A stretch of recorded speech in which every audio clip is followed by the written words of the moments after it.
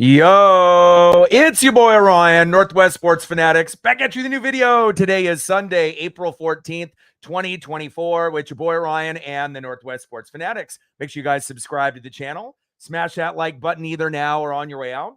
Donate to your boy if you can. Cash App $, ORIONNWSF, or the YouTube Super Chat right here. We got the Chicago Cubs versus the Seattle Mariners. First pitch will be here in about 10 minutes. Let's cue the music, take a look at the thumb, and get into the starting lineups.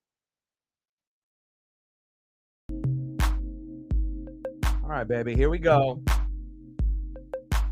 And we'll start it off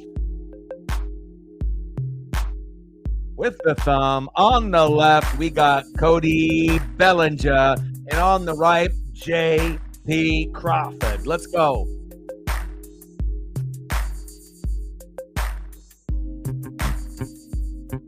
Leading off for the Chicago Cubs, left fielder Ian Happ.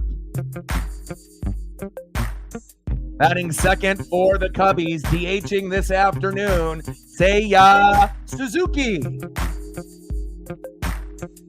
Batting third, playing center field for Chicago, Cody Bellinger.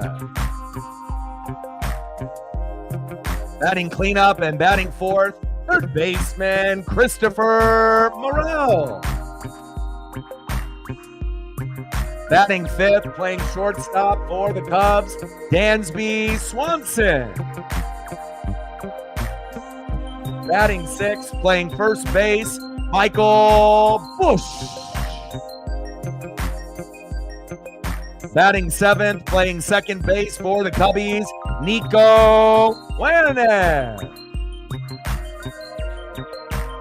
Batting eighth, playing right field this afternoon, Mike Tuckman. And batting ninth, catching for the Cubbies, Yan Gomes.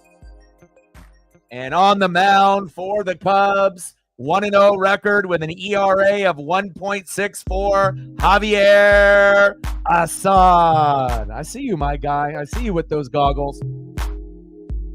All right, baby. Here we go.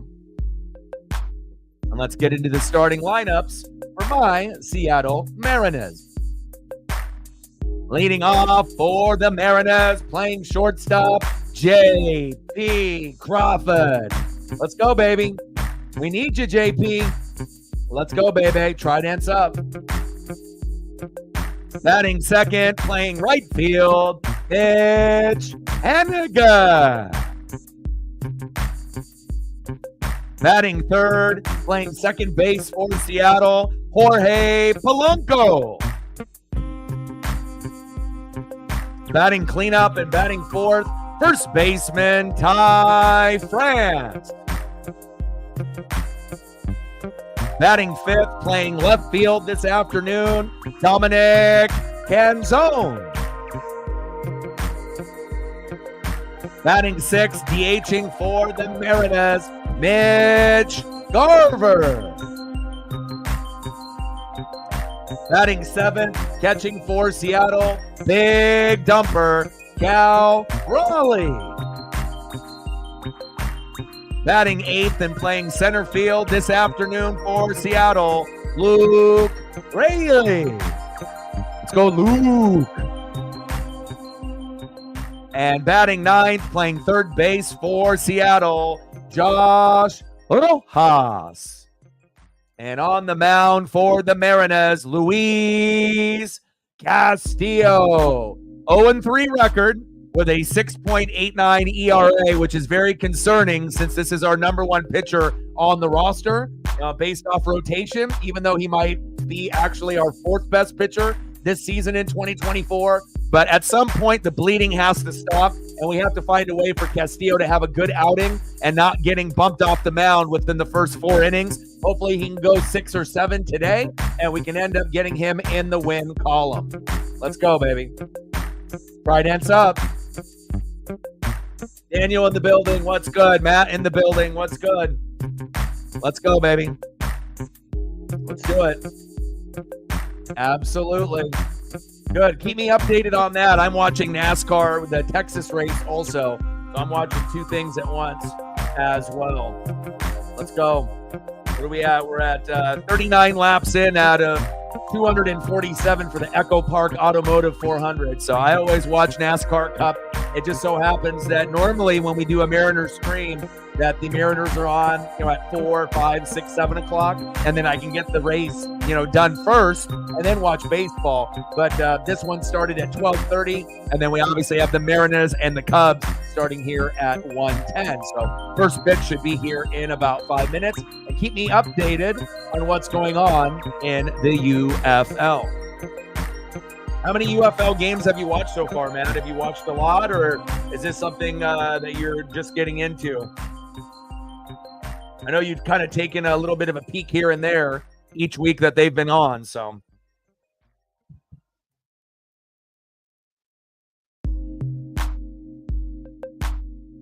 Gibbs, Elliott, Gilliland, Ty Dillon, and Hill in your top 5. Okay, I see you.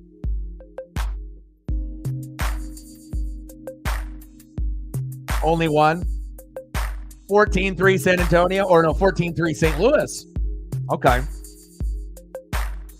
Opponents with 2 strikes in 2017 to 2023. It was a 151 average with a 226 on-base percentage, slugging percentage 240. But for whatever reason this year, batters against Luis Castillo average are 310 instead of 151. 226 to 310 in on-base percentage. So everything that was working for Castillo in the last 5 or 6 years compared to this year, we need to figure it out. Because, I even said this going into the beginning of the season. I felt that we put Luis Castillo as the number 1 pitcher due to respect and based on him being the number 1 guy since 2022 when we brought him over. When we had George Kirby and Cal Raleigh and Julio as rookies, and we brought him over from the Reds. But this season, and also last season, a little shaky. So we'll see. Obviously right now, Javier Assad is the better pitcher. 2 starts, 1-0 record with a 1.64 ERA. And then obviously with Luis Castillo struggling mightily, I don't want to say I'm shocked that he's 0-3, because I watch pretty much every single game that the Mariners play and have for many, many years. But I don't think anyone anticipated an 0-3 record with a 6.89 ERA. At the very least, if you're, 3 games in and if Castillo is struggling, you would assume that he would have had at least one good game. But there's a lot of factors in this. It's not only the pitching has been bad, the bullpen has been bad, the defense has been bad, the hitting has been bad, and the power hitting for homers has been bad. We were complaining last year on how bad we were as a team. Right? We were batting about 220, 230, for the whole season. That's terrible, right? This season, as a team, we're batting 205, and we have half of the lineup under 200. So things got to change, and I understand that we traditionally start slow in April, May, and June, but this is ridiculous. Considering the Mariners were a sleeper contender this season. Supposedly, we had one of the top 5 pitching staffs in all of baseball, but as we're starting to find out, with the lack of run support, lack of swagger, lack of ball placement, and lack of confidence, Luis Castillo is not having a good year. George Kirby and Bryce Miller are, half of the time good, half of the time terrible, right? Emerson Hancock isn't good. We need Brian Wu back. The only thing that we can be proud of as a Mariner organization right now, right, is Logan Gilbert is our true number 1. Started off pretty hot, hit a stretch last year where he hit a wall, maybe got a little depressed, got out of it, got out of the funk, and then won like his last 11 starts and has been carrying over that momentum and that Uncle Mo into 2024. All right, so we got at least one good pitcher out of the 5. You would like to have at least 3 out of 5, but it is what it is. And then as far as hitters this season, it's been very, very underwhelming. To go over the batting averages, J.P. Crawford, 155, Haniger, 265, Polanco, 189, France, 304. He's doing a good job. Dominic Canzone, 219, Mitch Garver, 167, Cal Raleigh, 190, Luke Raley, 150. And then our best hitter on the team, Josh Rojas, batting 360. Julio has the day off unless they have to bring him in late, maybe possibly to DH or come in for someone, like Luke Raley at the end of the game in the 7th, 8th, or 9th. But I assume that we're going to give Julio the full day off since he's been playing pretty much every game and struggling. And hopefully, when we end up playing this 3-game set against the Reds, Monday, Tuesday, Wednesday, that we're going to actually bring our A effort. So let's go. Jason in the building. What's good? Ooh, 5'4" guards. I see you. Beautiful weather here in the Pacific Northwest. Lots of sun. A lot of people out there in Seattle and in Oregon getting, the most out of this great weather that we're having. Let's take a look at the temperatures. 64 and sunny. Perfect. If you live out here in Oregon or Washington, 65 to 75, full-blown sun with a little bit of a breeze. That is heaven, if you ask me. Let's go, baby. And so I got the Echo Park Automotive 400 on at the same time. We just have a caution. And obviously we have first pitch here in just a moment. Let's go. First Little League day for the Seattle Mariners. A lot of young children out there, boys and girls. They got one on the screen talking to Luis Castillo. Looks like he's no older than like 4 years old. Love it.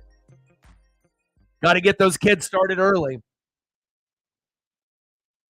All right, leading off for the Cubs, left fielder Ian Happ. Batting second, DHing for the Cubs today, Seiya Suzuki. Asian persuasion. You got to watch out for him. And batting third, center fielder Cody Bellinger. And again, on the mound, we need you to get going. Luis Castillo, 0-3 record with a 6.89 ERA. I've never seen Luis play this shitty, to start a season. So if we're in the gutter right now, it can only get better from here. And even though it's been a very tumultuous, tough start, and we're 6-9 with a 4-5 home record, I still think it's early, and it will come down to a 3-team race in the American League West. The Rangers are good enough to go back-to-back and make it back to the World Series or the ALDS, ALCS. The Mariners and the Astros have struggled early, but again, I wouldn't count those two teams out. So we'll see on how it goes as we progress further into the season.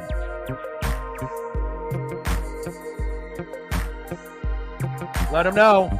We actually, the donos were a little underwhelming last night, but we ended up having a pretty good quality stream yesterday. Here, I'm going to close that out.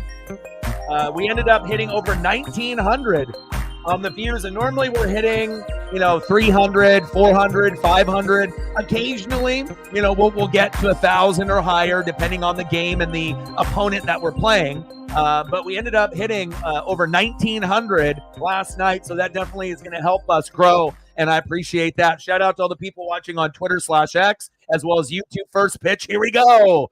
Castillo on the corner for a strike. Let's go, baby. Let's go. Let them know, Matt. Let's get to 100 in donos. And like, sub, donate, comment, and share. And then this will give you the rest of the afternoon. It's early for you in the morning in Hawaii. I get it. I appreciate you waking up early and getting on the grind. It really does mean a lot because I need to have people that are going to be consistent with me while I grind. And I'm always going to look out for you in the time difference. So pitch is low. Oh, got him. Nice K for Castillo. But since you're 3 hours behind me, I'm always going to take that in consideration. So there may be times where I give you a day off, or if you need to, come in late or leave early, depending on, the day and what you got going on. I'm totally cool with that. It's all about communication and just giving me a heads up so that way I can have someone else fill in or I can do it myself. Nice K for Luis Castillo. I wasn't expecting him to get a K right off the bat, but that is a fantastic start. Mariner Moose, let's go for 10 Ks today. What do you say? I know that's kind of aggressive for Luis Castillo, and this was kind of my mindset going in, but let's go. Let's go, Luis. Let's go. Live up to your name, baby. Be electric. We need you. 2-0 count, outside 3-0 count. Come on, Luis. No walks, baby.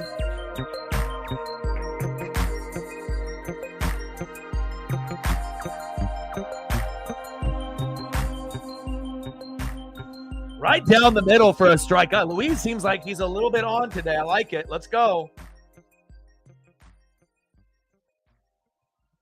And that's one thing that can make up for a day where, maybe the dono game is a little lower. Nice hit by Seiya Suzuki. And no Julio Rodriguez tonight, so this is going to be a little challenging, to not have, one of our superstars. But again, he has been struggling.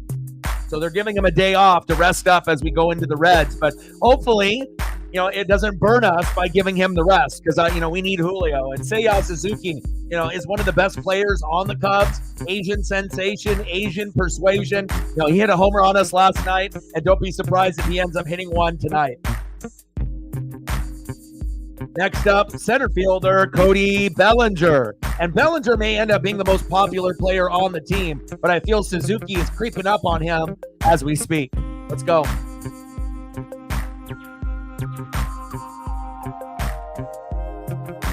Top of the first, 0-0.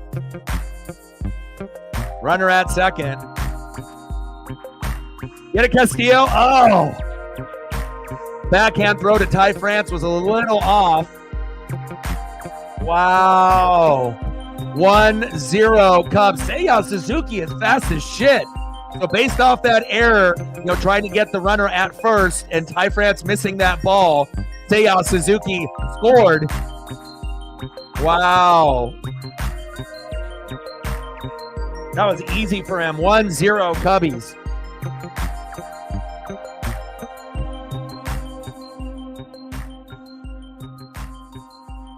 Come on, Castillo. You can't shoot yourself in the foot like that. Popped up. 2 away.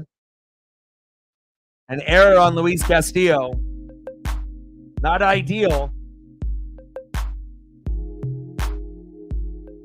Yeah, but only, have the one, right? But sometimes one dono will be 100, 200, 300. So sometimes when you get one dono, it might be $1 to $20, but it could also be one dono for a stream and it could be like 500 or 100, right? Or 50. So, but to get 1,900 plus last night was really good. It gave us a nice little spike. We hit 30 likes on the stream as well. So our goal on every stream will be trying to hit 20 to 30, depending on how many people we have in the room. And then at the very base minimum, 15. But we want to shoot for 20 to 30 on every stream. And obviously trying to hit the goal with the 100 donos on every stream if possible. Top of the first, 1-0 Chicago off an error from Luis Castillo. Come on, Luis. We need you, baby. Top of the first, 2 outs. 0-1 pitch, dribbler to Rojas. Throw to first. Did he get him? Got him. Wow. A little lack of focus from the Mariners there, but Swanson grounds out to third. 1-0 Cubbies.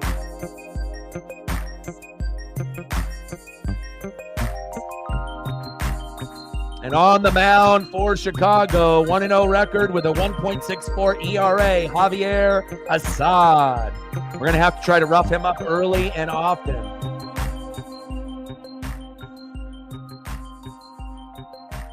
And if you could like and retweet the stream like you just did, I appreciate that very, very much. Anyone that's watching on Twitter/X, salute to you. And anyone that's in the room, if you got a Twitter account or X account, please like and retweet the stream. It'll help us get more people in the room.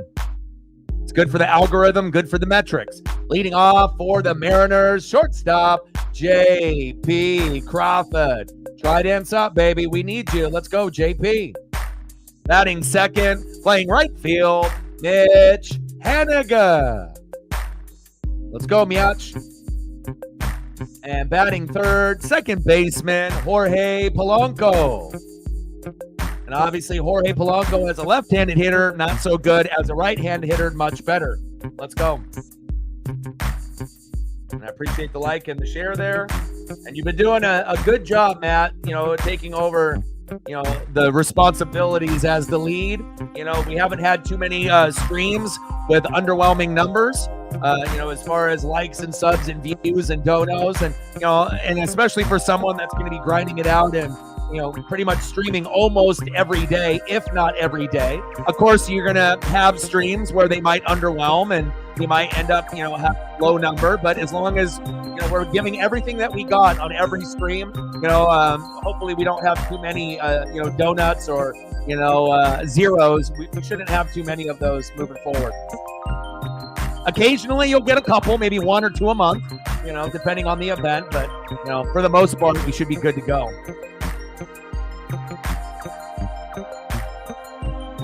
No good, huh?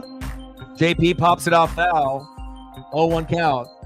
Trio left bunch, 3 wide receivers to the left, 80 pass protection to the right. Line would slide to the right, could not hear the pass concept. Love it, man. Keep me updated on what's going on in the UFL. I haven't got a chance to watch any games yet since I've been too focused on, transitioning from the NHL to the MLB to the NFL draft. But I probably will catch a game at some point. Another reason also is I got NASCAR on top of that too. So a lot of NASCAR, a lot of MLB, still focused on the NHL, slightly on the NBA. But I will try to get at the very least, I'll be watching the playoffs or the championship, and sometimes I'll even stream that particular game. So bottom of the first, 1-0 Cubbies with an error by Castillo in the top of the first, throwing to first base to Ty France. JP Crawford fouls it back. That's a nice souvenir. I put JP on the thumb. Let's go, baby. We need a big afternoon for you. Let's go. Bellinger on the left. JP Crawford on the right. Let's go. Let's go, JP. 2-2 pitch. Check swing foul. How's the weather in Hawaii right now for you, Matt?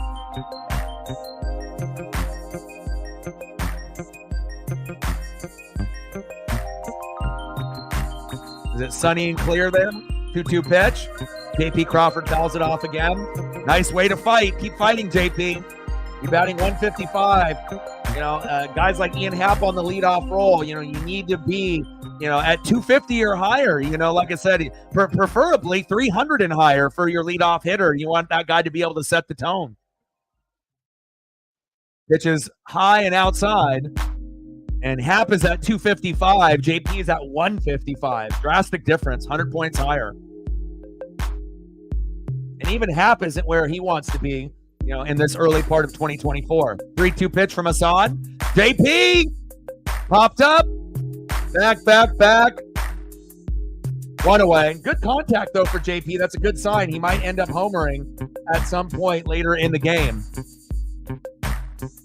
Next up for the Mariners, right fielder, Mitch Haniger. Let's go, Miach. Be electric, baby. We need you.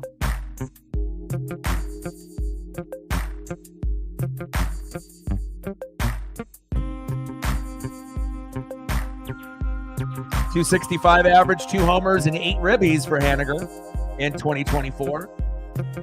Takes a strike, 0-1 count. 2 for 7 in the series.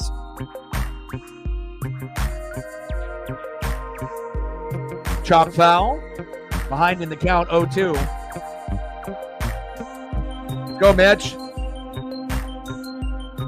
We need you, baby. We need that electricity in the lineup.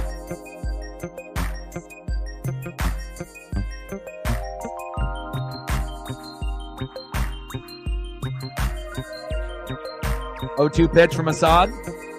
Pitch is outside, 1-2 count.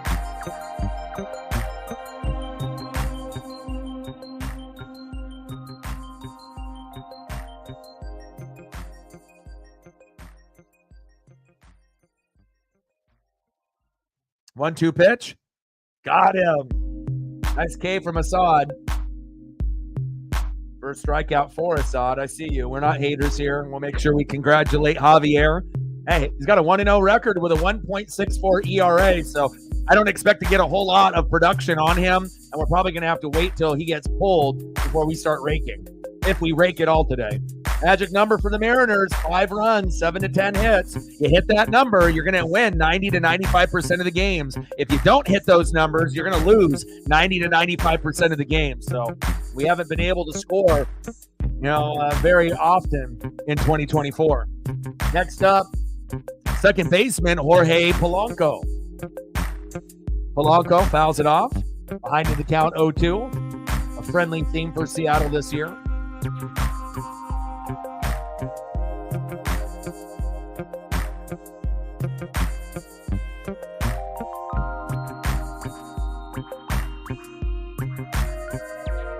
.0-2 pitch to Polanco, who has not been good as a lefty this year. Pitch is low and in the dirt, 1-2 count. I know when you got a right-handed pitcher, you're going to go left-handed batter and vice versa. But if you're a switch hitter, go with the best side. So, I mean, if you're better on your right, go right. Big swing and a miss. Nice K there by Assad. 3 up and 3 down for the Mariners. Nice job, Javier. I see you. Next up for the Cubbies in the top of the second inning, first baseman Michael Busch. Batting second this inning, second baseman Nico Werner. And batting third, right fielder Mike Tuckman. Go Mariners.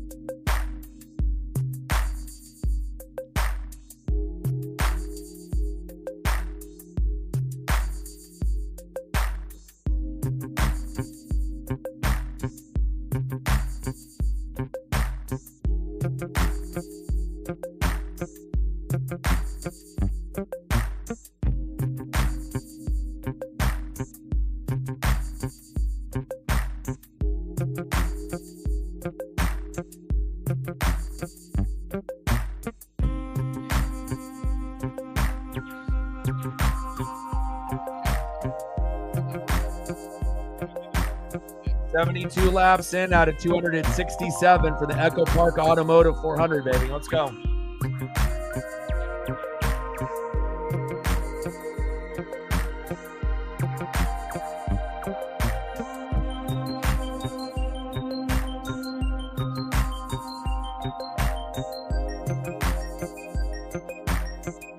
Let him know.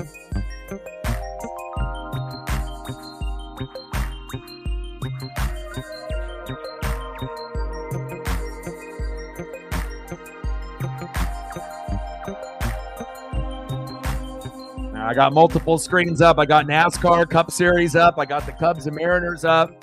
Matt's got the UFL game going on. We're on it.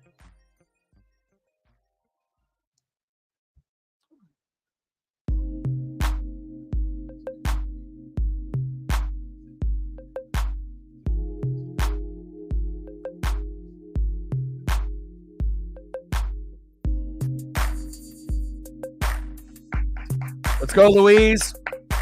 Top of the second. 1-0 count for a strike. There we go. 1-1 count, baby. Let's go, Louise. We're going to need you today. 1-1 pitch from Castillo right down the middle for a strike. 1-2 count. Michael Busch, 311 average, 4 homers, and 9 ribbies so far in 2024.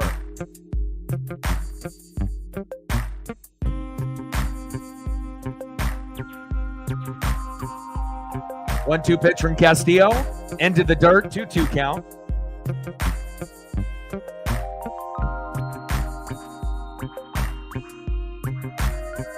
Come on, Mariners.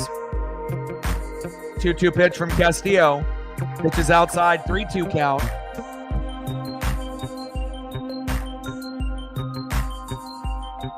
And make sure you guys are taking care of your mental health. Eat better, exercise. Make sure you're checking up on your friends, making sure that you're hanging out with your pets. Michael Busch with the infield single.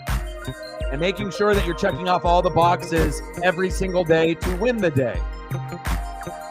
Very important.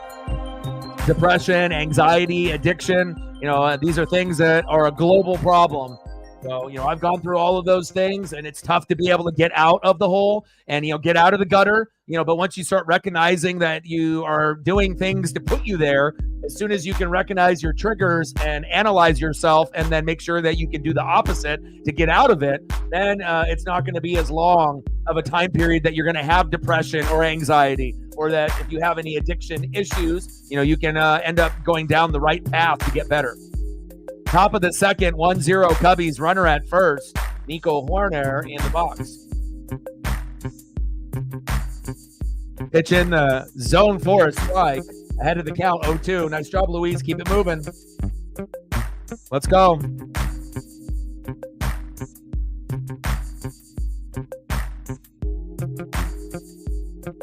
Nico Werner in the box.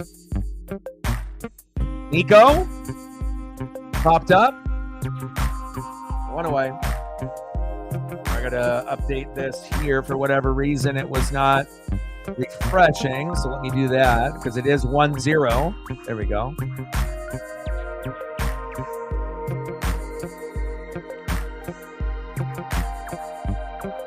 Next up for the Cubbies, right fielder Mike Tauchman. Beautiful day in Seattle. Same type of weather here in Oregon.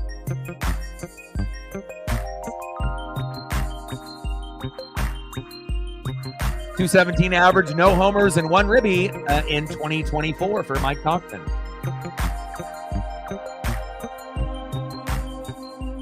Throw to first, safe.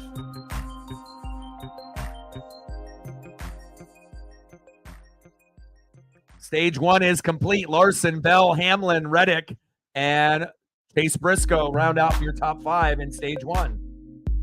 God, I love me some NASCAR. Wish we had more people that loved it as much as me, but again, if being on the same time as the Mariners, we're typically going to go that route. But I would like to be able to get back to doing NASCAR races every Sunday after the NFL season's over. But again, you have to have enough people that care about it to be able to support to make it worthwhile. Top of the second, 1-0 Chicago. Castillo on the mound. Tauchman in the box. Fouls it back. 1-2 count. Runner at first. 1 away. Halftime, St. Louis 17, San Antonio 9. In the UFL, baby. And shout out to all the people watching on Twitter/X as well as YouTube. If you haven't smashed the like button just yet, please do. Let's try to get to 10 likes. And if we get a few more people, once that happens, let's try to get to 15 and then eventually 20.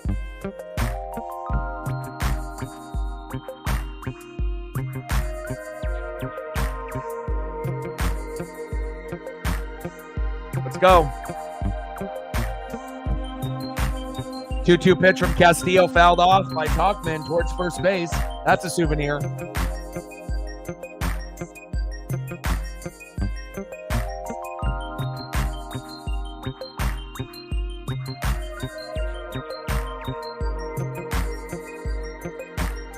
Two-two pitch to Tauchman. Come on, Castillo. Pitches outside, 3-2 count. Come on, Luis. You got to find your zone. We can't have you go 0-4 with an ERA of 7, 8, 9, or 10. Come on, guy. I had a hunch that he wasn't going to pitch very good to start off the year, but I didn't know it was going to be this bad.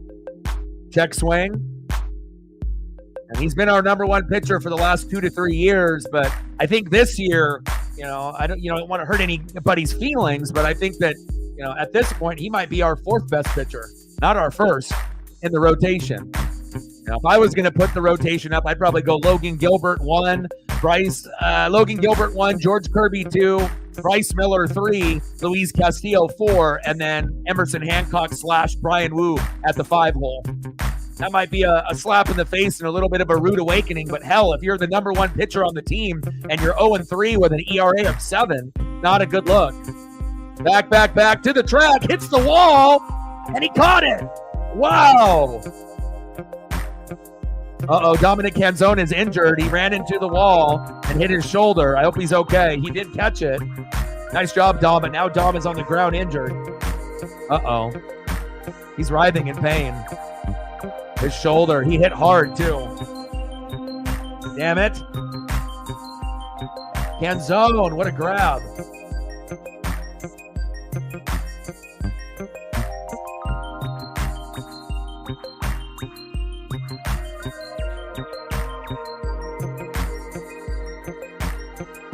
Man, he hit hard. Get up, Dom.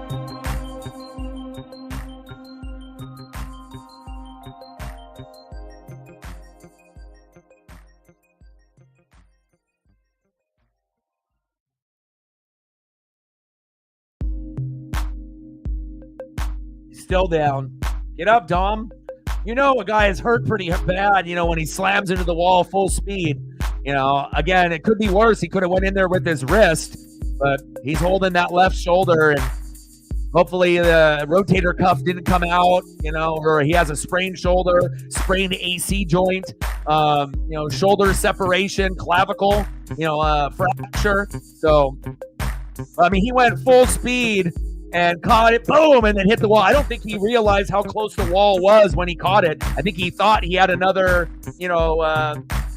I think maybe thought he had a little bit more room, like another foot, and his face smashed into the wall. His stunner shades got smashed into the wall, and that shoulder got smashed in the wall. But luckily, he got his wrist down, so that way his wrist didn't go into the wall, because then that could have broke his hand or broke his wrist. So, see if he's going to come out. I would assume that they'll take him out. Reflect. What's good, brother? So Dominic Canzone with an amazing catch in the outfield to rob a double or triple possibly. Julio with the day off today. And he might have had a shoulder separation, AC joint, clavicle fracture. I mean, they're going to have to probably do an MRI on him, but I don't think we're going to see Dominic Canzone for the rest of the game, and he might be out for a few games. Prayers up for Dom. How's it going, Reflect? How are you? I mean, he looked up once, saw where the wall was, ran full speed, caught it, and then I think he anticipated he had another foot of room. But as soon as he caught it, his face smashed into the wall and his shoulder. So, I mean, like, where the baseball was inches away from the wall when he caught it. And it was a bang-bang play where I don't think he recognized how close he was. And he didn't drop the ball, but definitely is shaken up. And when a player is on the ground and doesn't get up and is holding a body part, shoulder, wrist, ankle, and they're writhing in pain, chances are, they're not faking, and it could be a little bit more serious than we think. He is walking off on his own power, and hopefully it ends up being just like a shoulder strain, and maybe he'll be out for, I don't know, a game or two, maybe 5 to 10 games, maybe a 10-day DL, IL, maybe a 15-day IL, but I don't like seeing Canzone get hurt. I hope he's all right. Collarbone as well. After getting the trainers to rub on the AC joint in the shoulder, he looked, still in pain, but he wasn't hunched over grabbing it like it was broken, or something was like, off, like a tear. So that's a good sign. But again, they're going to have to do an MRI, I would assume, and make sure that he's all right. Collarbone, yeah, you're right. Yep. Clavicle, too. You see that in football players quite a bit. Top of the second, 1-0 Chicago. Oh, towards third base, past Rojas. And Luis Castillo had an error in the top of the first while he was diving for a ball, throwing it to Ty France. The throw was off. And when he did that, when we only had one out, I believe, then you had Seiya Suzuki go from first all the way home unscathed, and that gave him the 1-0 lead. I mean, we've already been struggling with Castillo with an 0-3 record and an ERA of almost 7. We don't want him to go 0-4, but, I had a feeling that he wasn't going to be very good this season, and I thought maybe, when we talked about it in spring training, I thought maybe Castillo was our 4th best pitcher, and I know some people kind of laughed and was like, well, he's been our number 1 for the last few years, but, I mean, has he earned that? George Kirby and Bryce Miller are hot or not. They're really, really good or really, really terrible. Really, the only good pitcher that we've had this year is Logan Gilbert. That's the only guy that can get 8 to 10 Ks that we feel confident on the mound. And coincidentally, he was the hottest pitcher we had at the second half of the season. He won his last 10 to 11 starts, and that was much better than any pitcher on the Mariners at that point. So, and I know Bryce Miller and George Kirby can get there, but they just need to be able to figure out the velocity compared to the actual area that they're trying to pitch to. Location, location, location. And we know George Kirby is about location, but he needs a little bit more speed. But I think he's pitching a little too slow, and he's not hitting his spots, and he's getting roughed up. And then with Bryce, he's the opposite. He's the flamethrower like Castillo, right? And, he's the guy, he's going to give you that top-end K strikeout speed. But the problem with Bryce is when he ends up going 95 to 100, if it's right down the middle, it's a home run. And we get roughed up that way as well. So every pitcher is a little different. Castillo's a flamethrower, but he's got no location and no confidence right now. Kirby, all about location, kind of like a Greg Maddux, but his location hasn't been good. Logan Gilbert, I wouldn't say he's elite at anything, but he's really, really fucking good at everything. So, and maybe this year is the year that, he turns into elite. It's starting to look like it. And then Bryce Miller, he's got that high-end top speed, but location not so much. And then obviously Emerson Hancock, he's not ready. We need Brian Wu in the 5-hole. Some games he does good. Last night he did pretty good. He only gave up 1 run, right? And then the other 2 pitchers after that gave up a home run each after. So not really all his fault. Here we go. We leave 2 stranded. Good job, Castillo. But we need to definitely turn it around. But even with all that being said, with Castillo struggling and George Kirby struggling and Bryce Miller and Emerson Hancock struggling, if we would just get to 5 runs and 7 to 10 hits, we would still end up having a better record than what we have now. We would probably be like 9-6 instead of 6-9 with just that stat alone. Even if the pitching was exactly the same way, if we were still able to manufacture hits and runs, would we still lose some of the games that we lost? Yes, but there's probably 2 or 3 that we could have squeaked out and won if we would have just had a little bit stronger bat presence in the box. Yeah, Castillo's still getting connected pretty hard, so.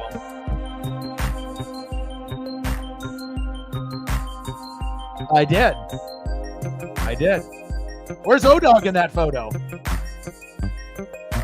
Matt Payton's like, I need to put myself in here. I'm on a lot of the Duck social media stuff here and there, though. Like when they do their, like hype video after the game, or when they end up having like, the different Pac-12 magazines and social media stuff for like the Oregon Ducks and GoDucks.com and obviously with collegiate art designs and with the chains and the gloves. So I'm ready for the Ducks, baby. All right, we're on lap 88 of 267 of the Echo Park Automotive 400, baby. Let's go. Let's go to the bottom of the second. We're down 1-0. Leading off for the Mariners this inning. You already know who it is. First baseman, Ty France. Let's go, Ty. We need you, baby. And obviously Dominic Canzone was going to be up next, but since now he is hurt, it'll be Dylan Moore. And then after that will be Mitch Garver. So let me get the demo photo up here.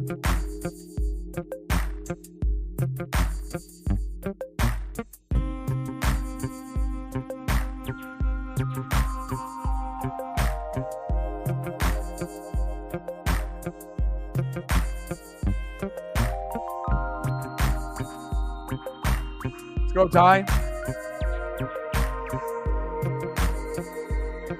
Ty France right up the gut. Nico Horner to first, 1 away.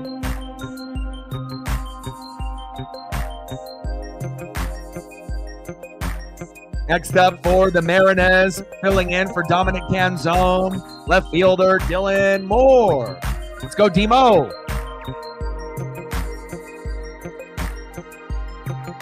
I mean, I'm so desperate for hits that I want Sam Swaggerty back. Like, I need some guys that can get out there and give me some speed on the bases, and guys that can get some clutch hits from time to time, right?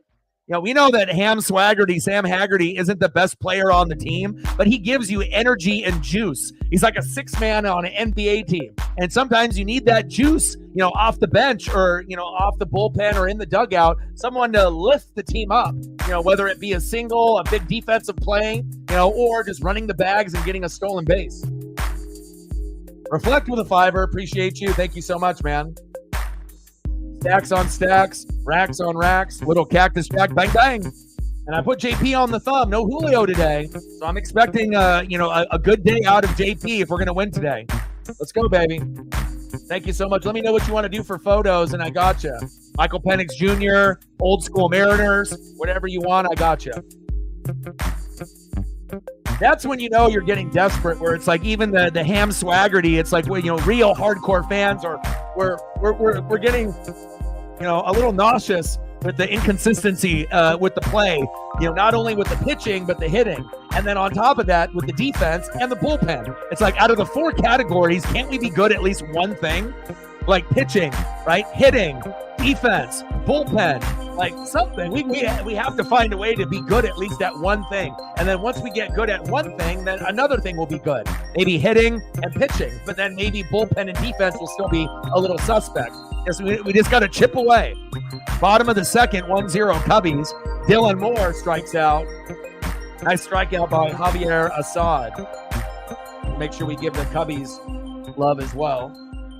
And I already knew this was going to be tough. I did some research. 1-0 record from Javier with a 1.64 ERA. So it's just like, yesterday with Imanaga, when you're going against a guy, that's got a shitload of Ks, 1-0 record, no ERA, 0.00. And then on top of that, Seiya Suzuki, the other Asian sensation, ended up going, for a homer last night. The Asian persuasion, domination definitely stepped up for those two players, and that was a big reason that we ended up losing yesterday 4-1. Next up for the Mariners, Mitch Garver, another guy that has been struggling, that needs to be much better than he has been so far in 2024. Come on, Miach. Mitch is outside. 2-1 count, and something as little as taking a walk will get fans excited about you. Instead of reaching and popping up and grounding out and striking out, find a way to be an offensive threat, even if that means by not swinging, even if that means getting hit by a pitch, or taking a walk, just helping the team out and getting on base. We need that. It's very rare for us to even have guys on the base paths anymore. $5, 95 to go. Let's go, baby. You know it. I like his energy and his swagger. Got him. Fourth strikeout from Assad. Garver goes to the dugout. And, even if Julio was playing, there's no guarantee that we win. It's not like Julio's been batting .350 and he's got 7 home runs so far. He hasn't even homered so far this year, batting around 200. And, we were, kind of upset, on how things went last year as a team batting, 220 to 230. This season, we're batting as a team a 205 roughly. So I don't know how much worse that we can get, I guess, batting as a team under 200. But at some point, something's got to give, and we got to be able to maneuver this lineup and find ways, even if that means it's unconventional, like moving Rojas into the leadoff spot, sliding everybody else down, having Haniger and France with Rojas at the top of the lineup, and maybe even having Julio bat 4th or 5th. Move it around, and let's see if we can find another combination that works. And, or just telling Polanco never to bat left-handed. I don't care if the pitcher is right-handed. If you're better as a righty, bat righty.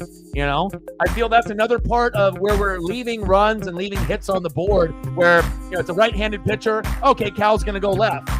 We can always go righty on righty, lefty on lefty. It doesn't always have to be the opposite. But I guess it is what it is.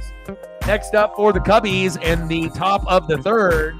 Let's see who they got going up for Chicago. Let me know what you want to do for a photo. I got you. Leading off for the Cubbies, 1-for-1 with a run. DHing today, Seiya Suzuki. I really like him. I think he's their best player besides Bellinger. He's very nice. As far as positional players, not including pitchers like Imanaga. Batting second, center fielder Cody Bellinger. Bellinger's a big name, but a lot of times, a lot of strikeouts. He'll have the home runs at the end of the day, but his batting average and hits and RBIs are much lower than you would anticipate. And batting third baseman Christopher Morel. Made some amazing defensive plays at third base, 2 of them yesterday. I like what I see out of Christopher Morel.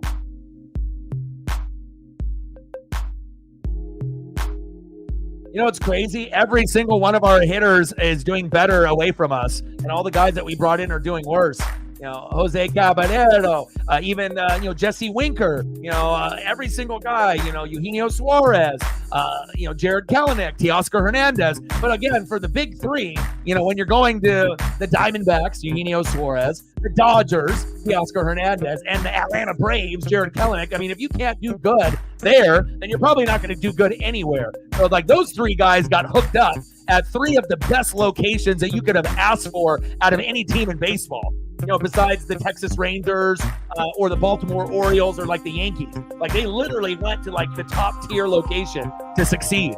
And I'm happy that they are succeeding. I just wish that, we could have gotten that, in Seattle. But Again, I guess that's a little bit of our curse, I guess, you know, with the 54%, not spending the money and, you know, the owners just trying to get profit and hoping that the players overachieve so they can make the profit and they don't have to spend. But at the end of the day, you know, we're going to have to spend if we want to be able to get to an ALDS, ALCS, and let alone on a regular basis. There we go. Nice punch out by Castillo. There we go, Luis. Mariner Moose is out. 2.1 innings pitched, 4 hits, no earned runs, no walks, 2 Ks. 2 innings pitched, 0 hits, 0 earned runs, 0 walks, 4 Ks by Assad. No surprise there. Here we go, baby. Let's go, baby. Let's go, Luis. What do you say, baby? We need you. You know, you can't be our number 1 pitcher and you're pitching like Emerson Hancock or Brian Wu in the 5-hole.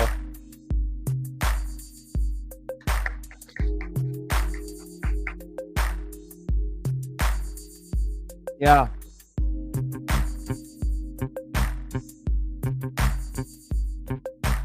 Yep, I agree. Cody Bellinger in the box. Big swing and a miss. 1-2 count.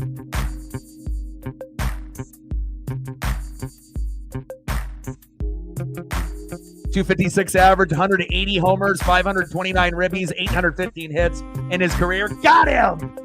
There we go. There we go, Luis. That's the Luis I like. There we go. Mariner Moose out again. He's like, I'm trying to catch up to Assad with Ks. He's got 3 now. You know, the closer that we can get to 10 Ks, you know, I can't even say that. The closer that we can get to 8 Ks, we have to go down 2 because he's not pitching very well so far to start the season. So for, you know, George Kirby, Luis Castillo, and Bryce Miller, the goal will always be 10 Ks or more like Logan Gilbert. But if we have to go down 2 and go 8 Ks or more, that's still a solid day as long as you're not walking a lot of batters. Pitch right down the middle for a strike, 0-2 count. There we go, Luis. There we go. Bring that electricity, baby. Pace yourself for 8 to 10 Ks. Let's go.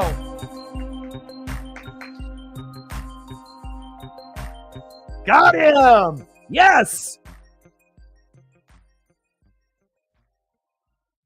Yes! 1, 2, 3. Mows him down, baby. Mariner Moose is out. Let's go. 3 innings pitched, 4 hits, which is too many, but no earned runs, no walks. That's big. 4 Ks. He did have the error that gave up the run, but we're still only down 1-0, and I'll take that. Much better than being down 4-0 in the 3rd inning. Because I feel like once you get down 4 runs or more, you know, it's almost over. You know, if you're not able to produce 7 to 10 hits or get 5 runs or more, you know. Now, if it ends up being, you know, 1-2-0, 3-0, it hurts, but you still feel pretty good. But that magic number from 3 to 4, that's the difference. Like when you look up and you see 3, you're like, well, if we get 1 run, it's 3-1. Then you get another 2 innings later, 3-2. Maybe we can make it and catch up, you know, as long as we don't give up anymore. But when you look at the scoreboard and you're struggling on defense and power hitting and singles hitting, and it's 4-0 in the 3rd, I don't care who you are, unless you're like the Texas Rangers, you know, you're probably like, shit, this one's over. And we got to make sure that we reset the mindset that, you know, that we have to be able to have confidence and swagger that we can still come back. But again, with a 6-9 record, 4-5 at home, it hasn't been too kind to us so far this year. Anything that you want to do for photos, reflect, let me know. Next up for the Mariners in the bottom of the 3rd, big dumper, catcher Cal Raleigh. Batting 2nd for the Mariners this inning, center fielder, playing for Julio this afternoon, Luke Ayamofaja Raley. And batting 3rd, third baseman phenom, Josh Rojas, the best hitter on the team, not named Ty France. I don't know if anyone was predicting that Ty France and Rojas would be the 2 best hitters, you know, 15, 16 games in, but that's where we're at. Let's go, Cal. Guards beat the Yanks. Ooh, what was the score?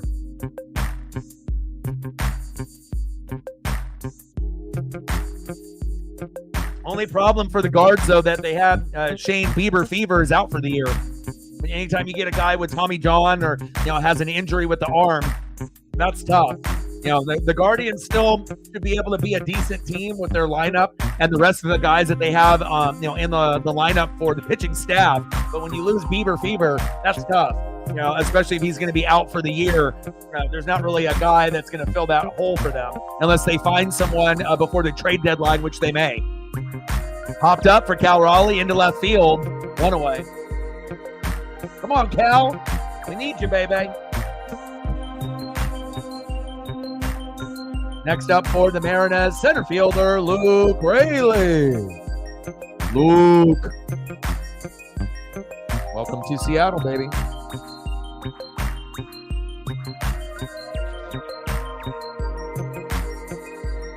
Yeah, we have played some good teams. It's not like we started off with like the A's and the Royals. And again, when you end up having an easy series to start off the year, you're not really going to be able to know exactly what you're looking at until we get about 60 games in, right?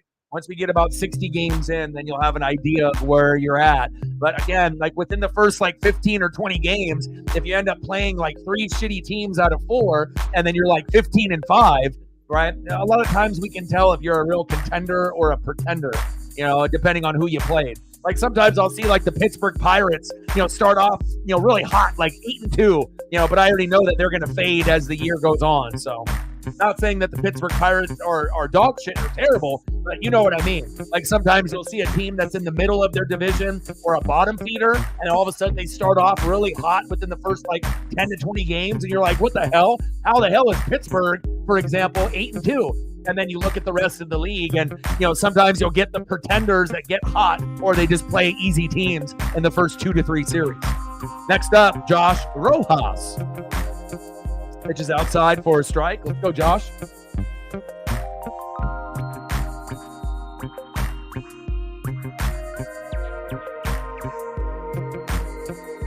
Bottom of the third, 0-1 pitch. Pitches inside. 1-1 count. Let's go, baby. Let's go, Josh.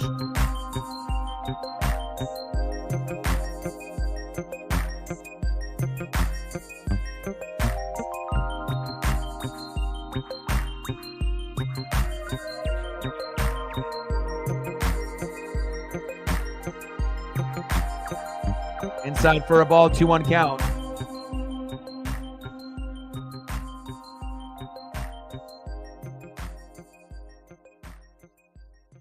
Three photos for Josh.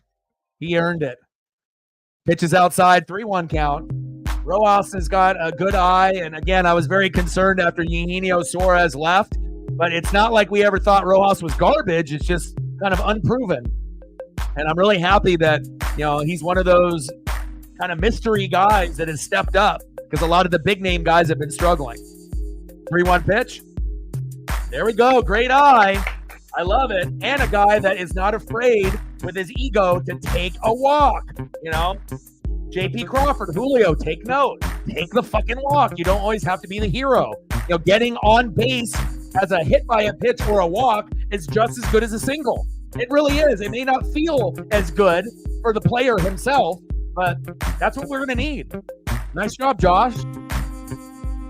Next up, shortstop JP Crawford. Let's go, JP. JP's due for a homer very, very soon.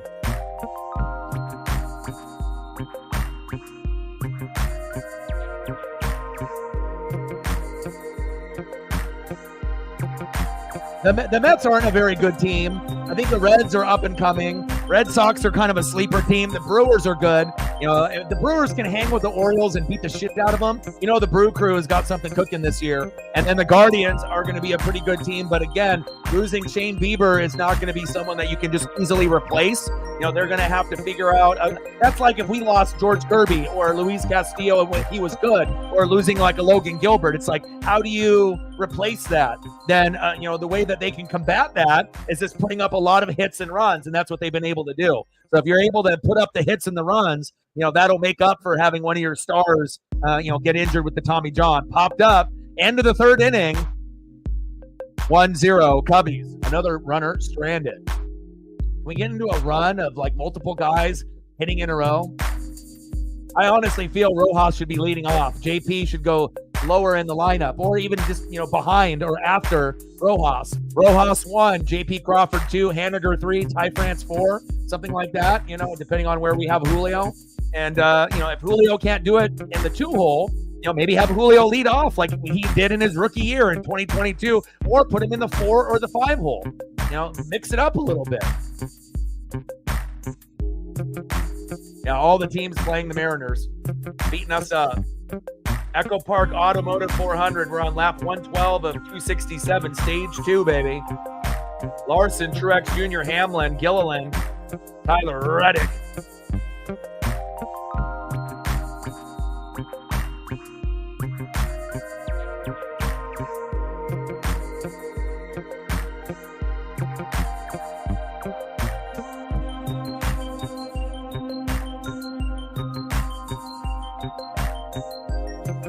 Got to keep up on the NASCAR as well.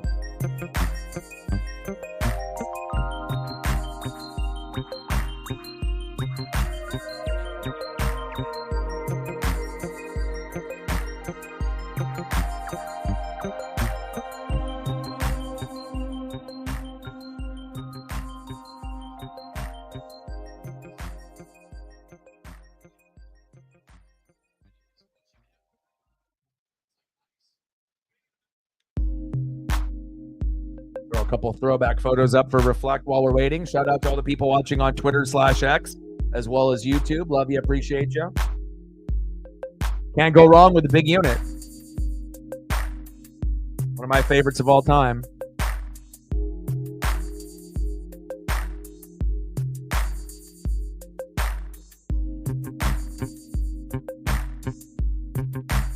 All right, come on, Louise. Top of the 4th, 1-0 Cubbies.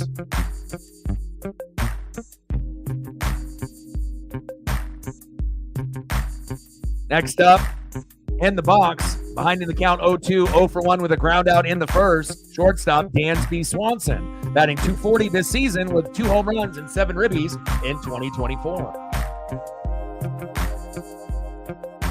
I'll get some Edgar Martinez up and maybe Harold Reynolds, and we'll get some of those guys up. Stand-up double for Dansby Swanson. What's new? It seems like it's just another batter and another hit. It just looks so easy for all the other teams playing Seattle. Like for us getting a hit, it's like pulling teeth. Getting runs, it's even worse. But for all these other teams that we're playing, it's so easy for them. Shows you how important pitching really is. Next up, first baseman Michael Busch. Can't have Busch homer like he did last night. The no-hitter. The big unit.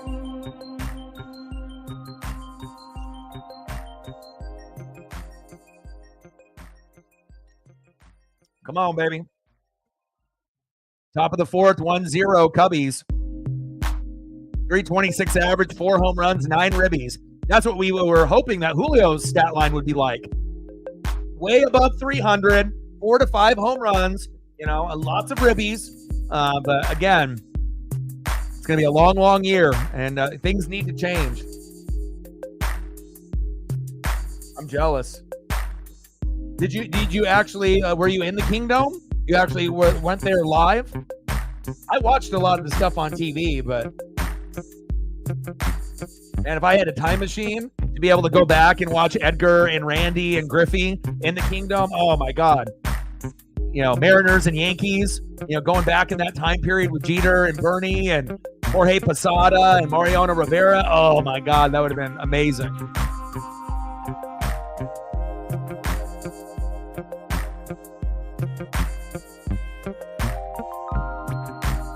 Last 2 games with runners in scoring position. Cubs 0 for 3. Mariners 3 for 17. My God. Popped up. Back. Gone. Michael Busch does it again. Oh, my God. Luis Castillo going to be 0-4. My goodness. Luis Castillo on the trade block. Luis Castillo benched. He is not the number 1. That's tough. And Michael Busch does it again.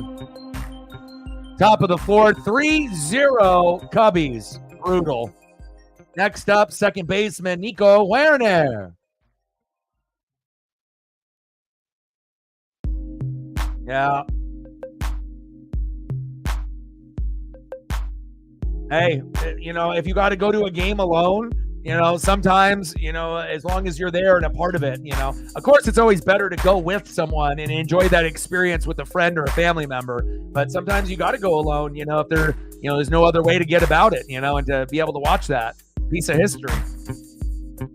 Oh, Mariner moves.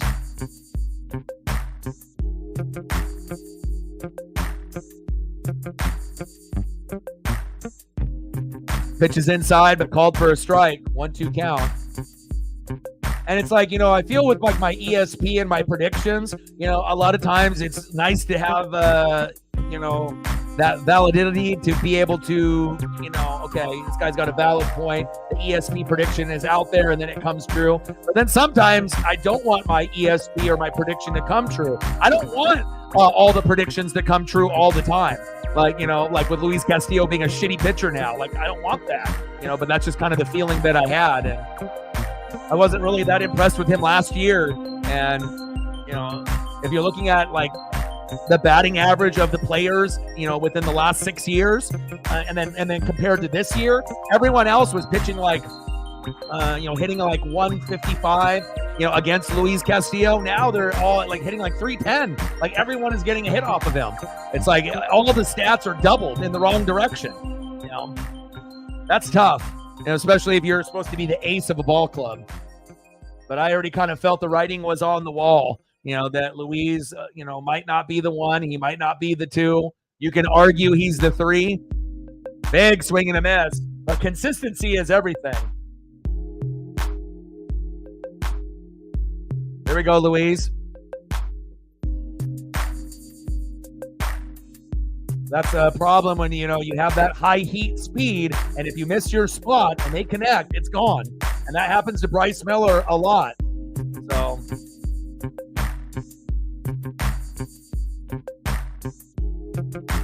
3-0 Cubbies. Pitches outside. 1-0 count.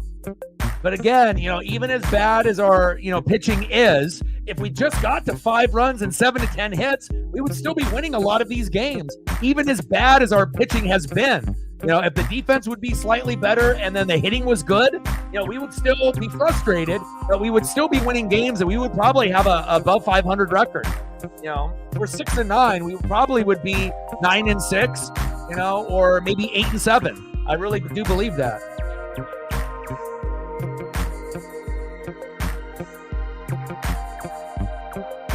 I just lost confidence in him, and I like George Kirby and Bryce Miller more, but I understand Bryce Miller is raw and he's young and he's going to give up a lot of hits and home runs, because his location sometimes is off and he just goes with that top end speed. And then Kirby is a guy that normally we can trust, and he's a location guy, but he hasn't been hitting his spots and he's been getting fucking roughed up. So, but at least we got Logan Gilbert, and at least we got one guy that we have 100% faith in. At least I do. And I imagine you do as well. And it's also a benefit that the Astros are worse than us. They're struggling on a lower level than even us. Like we're bad, but they're even worse than us. So on the bright side, it'll still be a 3-team race, we hope. And then the Astros and Mariners will eventually get hot by June, we hope, right? But the Rangers look, far and beyond the best team in the American League. And then obviously you've got Yankees and Orioles that are kind of nipping at their heels. And I wouldn't be surprised one bit if the Yankees go on a run this year, as well as the Baltimore Orioles. Those 3 teams have been pretty fun to watch this season. They're putting it all together early and often. Big swing and a miss. 0-2 count from Yan Gomes.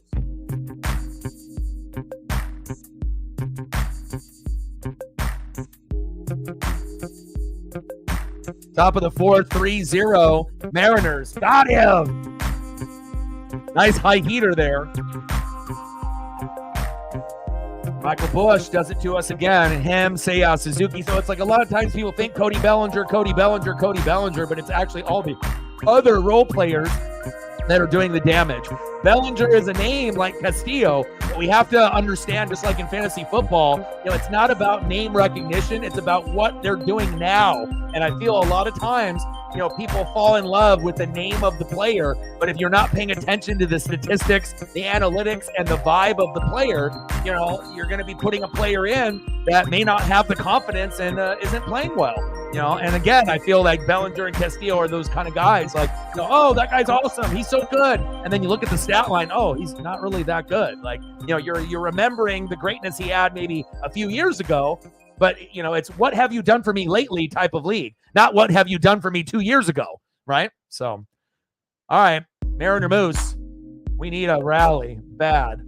Someone bring in Randy Johnson. Hell, he could be 50, 60, 70 years old. He might be able to be better than some of the guys that we got going on right now. Come on, Mariner Moose. We need you. Let's go to the bottom of the fourth and get some hits and runs, please. Next up for the Mariners, 0-1 with a K, right fielder Mitch Haniger. Batting second, 0-1 with a K, second baseman Jorge Polanco. And batting third, 0-1, as you can see a theme here, first baseman Ty France.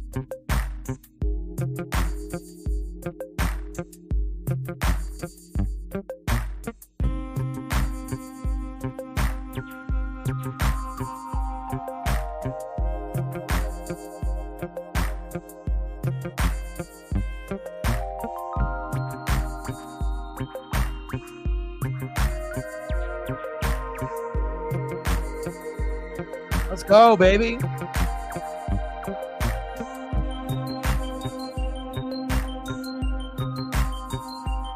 Let's go, Miach.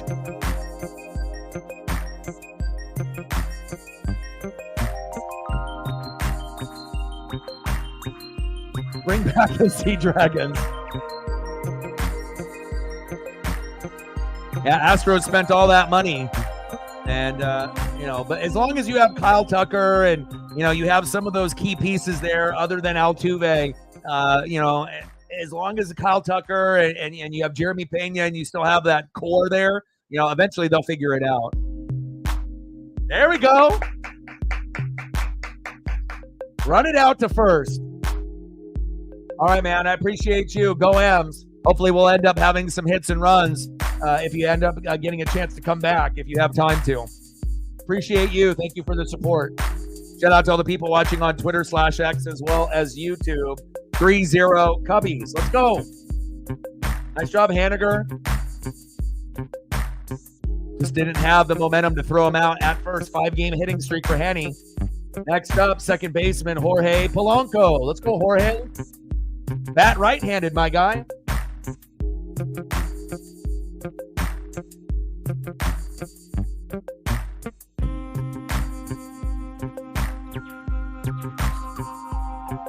Bottom of the fourth, 3-0 Chicago. Pitch in the zone for a strike. 1-1 count. David in the building. What's good? How are you, brother? Raiders in the building. Bottom of the fourth, 3-0 Cubbies. Runner at first, 1-1 pitch. Outside, 2-1 count to Jorge Polanco. Hit safely in 9 of the last 11 games. I like Jorge as a right-handed hitter more than a lefty, but hopefully he can find a way. Beautiful weather here in the Pacific Northwest. 65, 70 degrees, full sun, barely any clouds, a little bit of a breeze. It is heaven here. Big swing and a miss, foul tip, 2-2 count. Come on, Polanco. Let's go, Jorge. We need you, bud. And make sure you guys are taking care of your mental health, anxiety, depression, addiction. Make sure you're doing the right things to be able to win the day.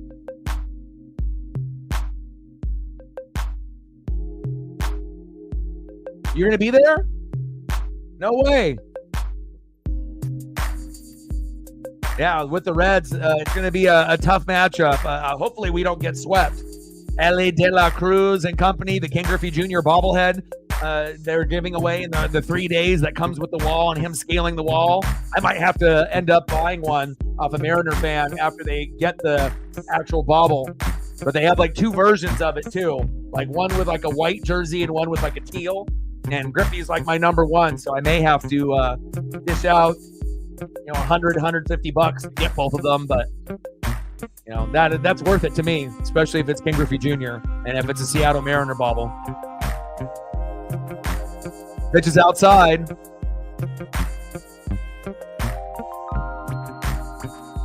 Wow. Called him out. I thought it was a walk.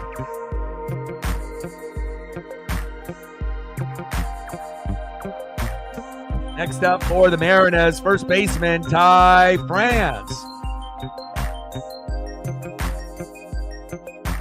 Pitch was outside. Polanco, if you just would have not swung, you would have been fine at first, my guy. Come on, Ty. And I'm watching NASCAR right now as well. Echo Park Automotive 400, 125 of the 247 laps, about halfway through. Hamlin, Truex Jr., Reddick, Gilliland, and Ross Chastain are in your top 5. 1-0 pitch. Wild pitch. Pitch is outside. 2-0 count. Come on, Ty.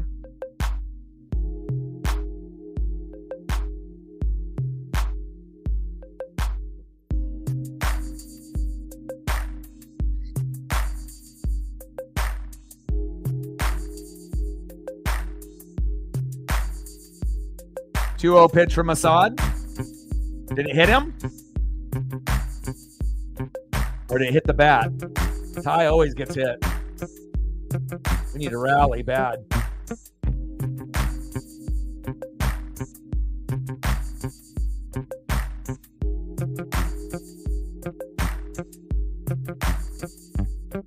Come on, Ty. Check swing, pitches outside. 3-1 count. Get the walk. Get on base.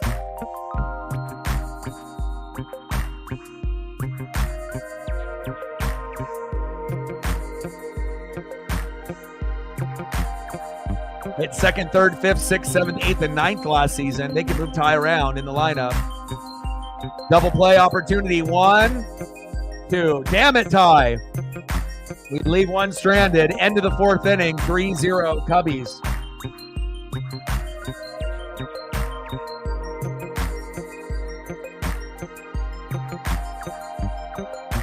Due up for Chicago in the top of the 5th. 0 for 2 with a K. Left fielder Ian Happ.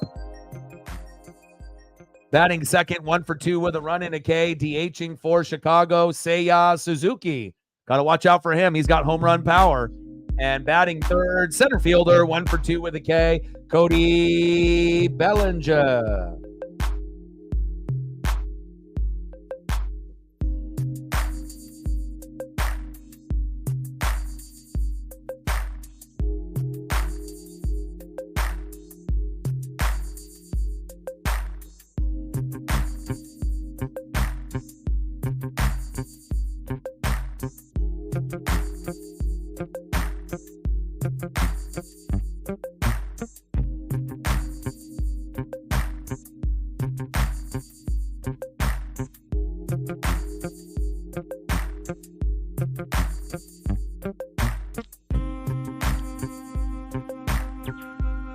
Go, baby. We've got to find a way. We've got to correct these mistakes.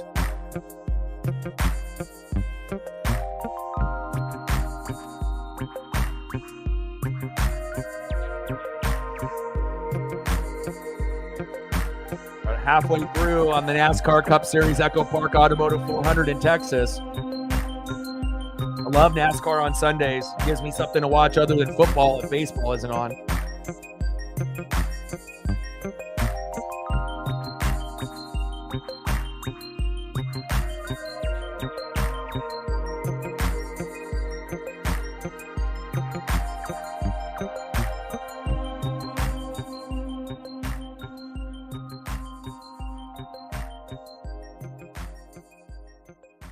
Come on, Louise. We need you.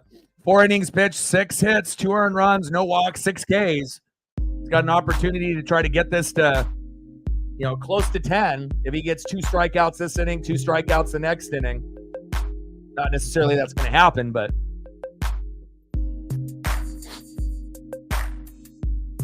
Oh, 1 pitch. Baited him. Behind in the count. Big swing and a miss. 0-2.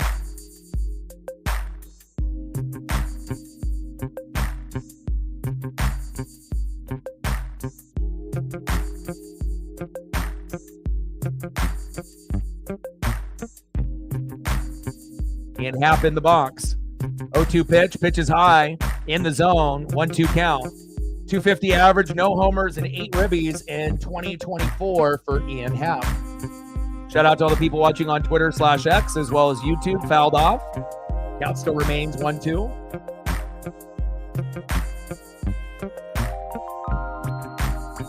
Come on, Mariners. Things got to change. 1-2 pitch from Castillo. Pitch is high in the zone. 2-2 count.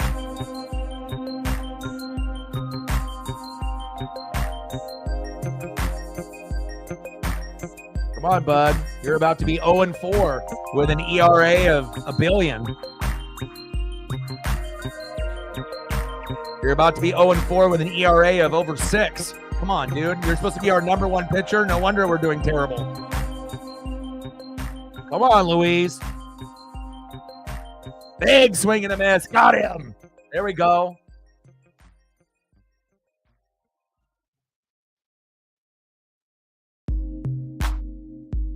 There we go, Luis. 7th K for Luis Castillo. Just unfortunate that he gave up that error, in the first inning to give up that first run, and that kind of was the beginning of the end for us, but we still have time. Pitch right down the middle for a strike. 0-1 count on Seiya Suzuki, one of the dangerous hitters for the Cubbies. Asian persuasion.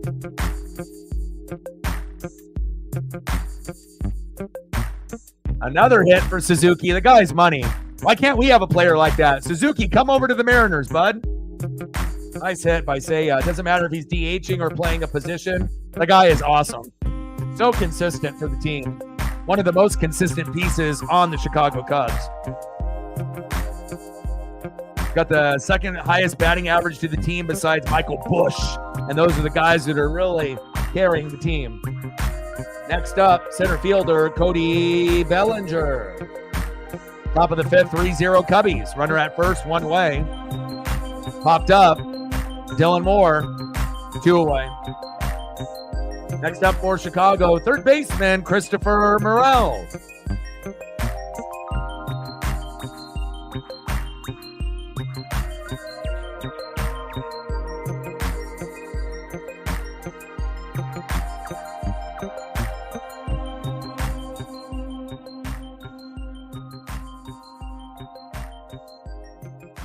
Top of the 5th, 3-0 Cubs. 2 outs, runner at first. And the magic number for the Mariners, every single game, 7 to 10 hits and 5 runs or more. But, we can't hit. We can't hit for power. Our defense is bad. Pitching isn't good. It's really hard to win games when in the main 4 categories, you're not good in any of them. Not good for hitting for average. Can't hit, can't defend, can't pitch. Bullpen isn't good. Very hard to be able to compete in the major leagues when you're not good in any category. Top of the 5th, 3-0 Chicago. 2 outs, runner at first, 1-1 count. Castillo, 84 pitches in. Christopher Morel, big swing and a miss. 0 for 2 so far this afternoon.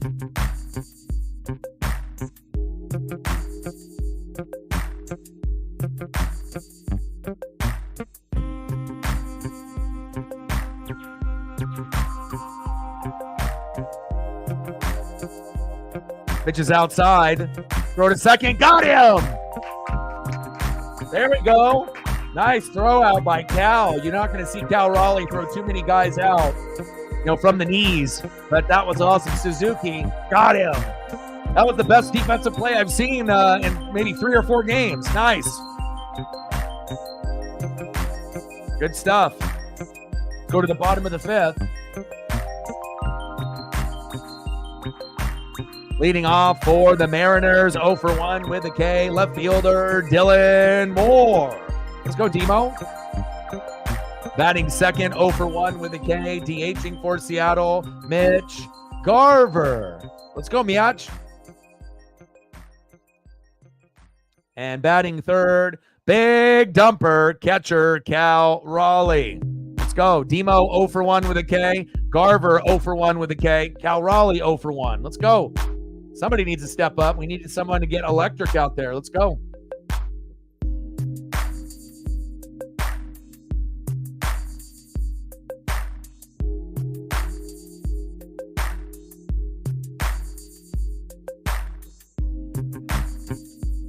140 laps in out of 247. Stage 2, 24 to go, 26 to go, and the Echo Park Automotive 400 in Texas.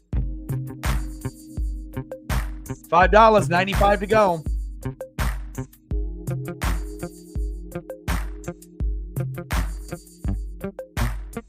Good morning. How are you? Megan in the building.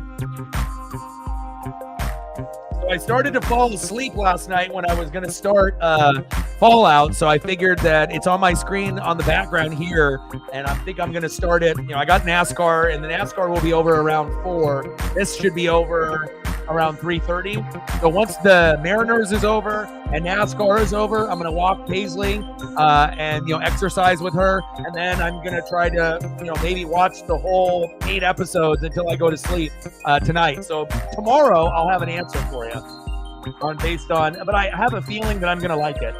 So most crossovers, if it's done well, it's going to be enjoyable. So I'm not really going into it thinking like negative thoughts like, oh, this isn't going to be good, or I haven't played the video game, I'm not going to relate. I figure that I'm pretty well aware of things, and of course I would have loved to be able to play the video game first to kind of get an idea of what I'm getting myself into show wise, but I'm excited to be able to hop into it. Oh, head cold, that's not good. Well, I hope you feel better. Bottom of the 5th, 3-0 Chicago. 1-1 pitch to Dylan Moore. Demo right up the middle. There we go.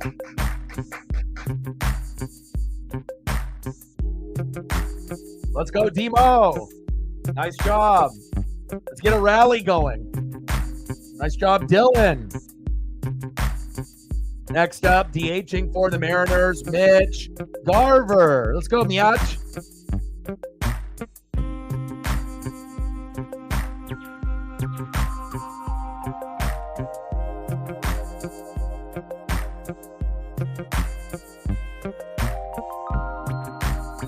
Yeah, I mean, I don't think necessarily, the show is separate from the game, but it's like, it's always kind of, cool to be able to play the game first, and then, kind of see any things that you remember from the game if it's in the show. That's the only thing that I feel I'm missing out on for all the people that are heavy gamers that love that game and have spent, hundreds of hours on it. Seeing like, the locations or the characters or like, what things look like in the video game. And if they made that in the show, those little subtle things I won't notice because I never played the game, but I think I'll still enjoy it. There we go. Demo, stolen bag.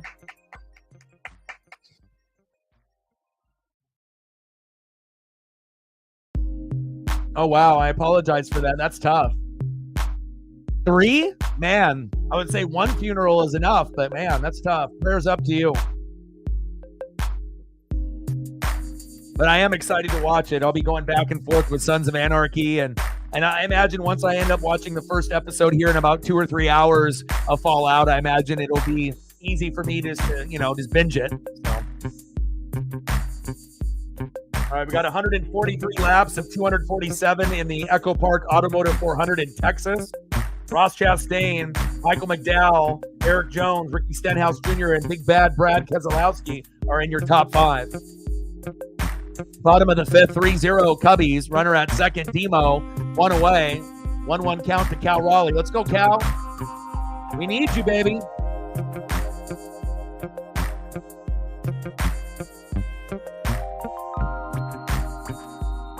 One pitch. Pitch in the zone. Or a strike in the corner, 1-2 count.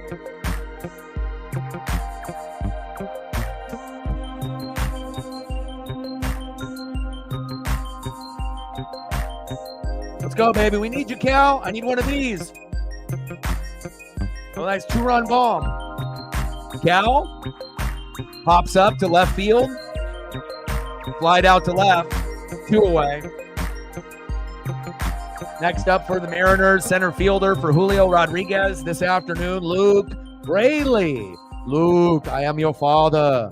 Let's go. Let's go, Luke.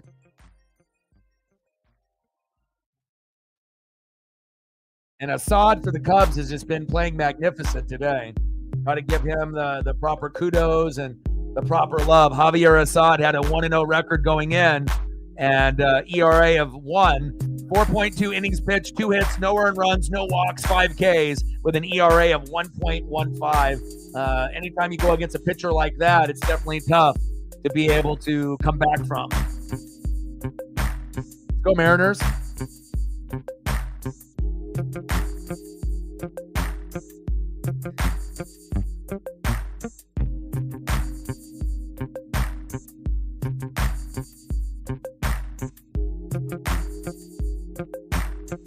So we got a caution, a little wreck, or a spin at.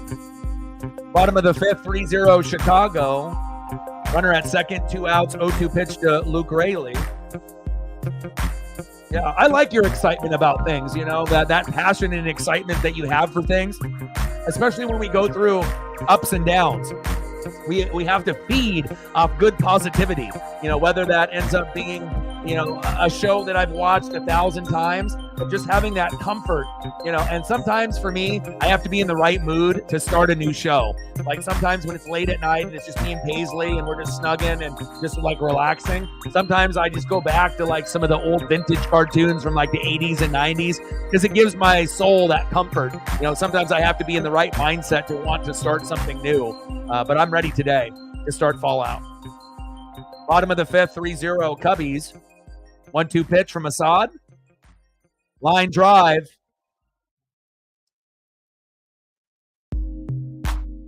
Dylan Moore stranded at second. 3-0 Chicago. Let's go to the top of the 6th.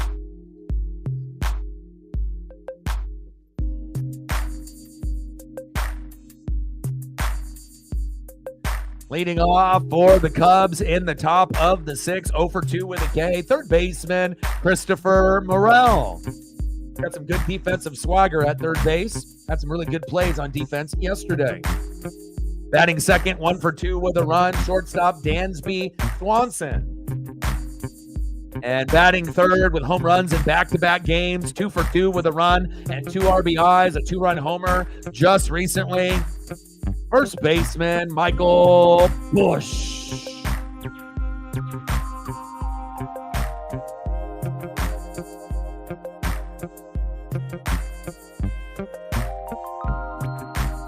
How many video games does the Fallout series have? So Fallout came out in 97 on what, like Xbox? Is that when it came out?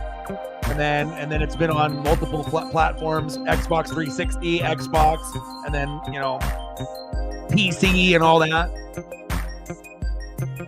And I assume Fallout is on PlayStation as well, or is it an Xbox exclusive game?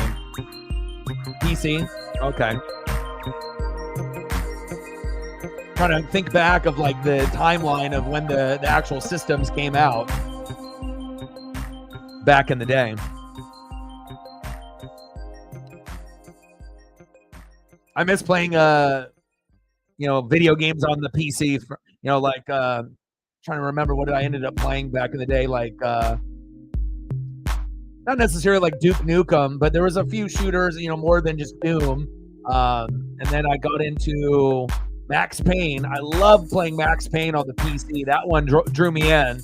And then I'm trying to think of the other shooter that I was playing back in the day, like in the late 90s, early 2000s.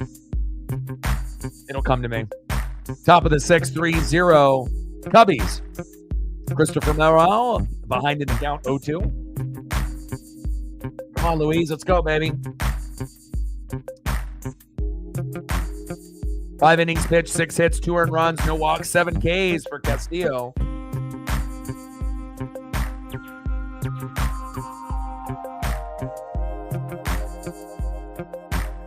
Wolfenstein, now that was it. Wolfenstein. That was awesome. I remember I was playing that on like dial-up against people that had a much faster connection than me. I would spend hours and hours and hours playing Wolfenstein online when the online feature first became available in the late 90s, early 2000s. And man, I would probably spend 4 to 8 hours a day playing that game. I was hooked. Plus, the multiplayer mode was awesome. It was always like 50 to 100 people running around, trying to eliminate each other and whatnot. So, Morrell all the way back to the wall on the warning track. One away.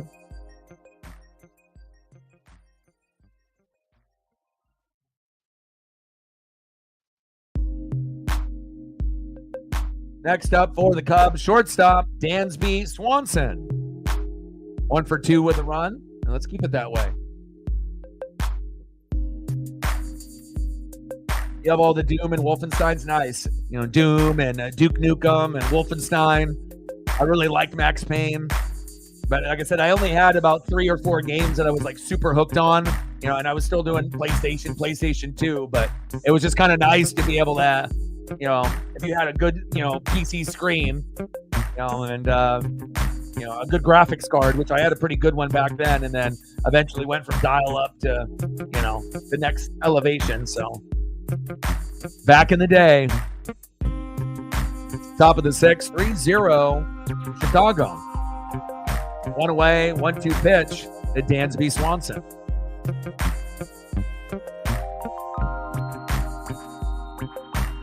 .148 of 247 laps there. The Echo Park Automotive 400 in Texas for the NASCAR Cup Series.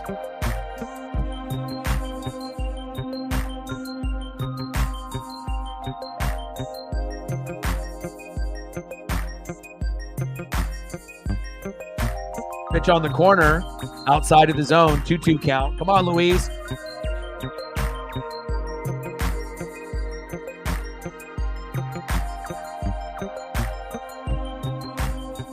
Two-two pitch from Castillo. Chop towards third base, foul. 2-2 count.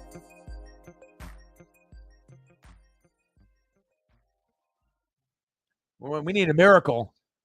Come on, Mariner Moose, we need you.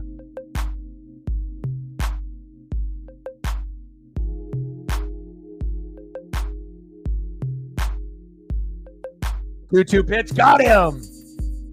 There we go. Nice job. Strikeout number 8 for Luis Castillo, the best pay game he's had all season, but unfortunately we're down 3-0.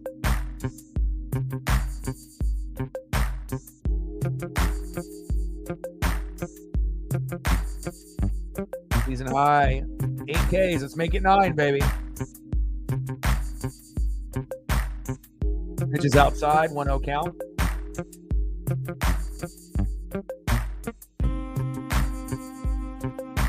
Two for 2 with a single and a 2-run home run for Michael Busch. Batting .340, 5 homers and 11 ribbies. I wish we had a guy that was playing that good.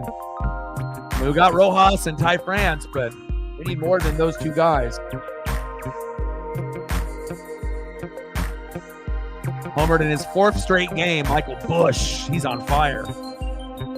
Pitch on the edge for a strike, 1-2 count.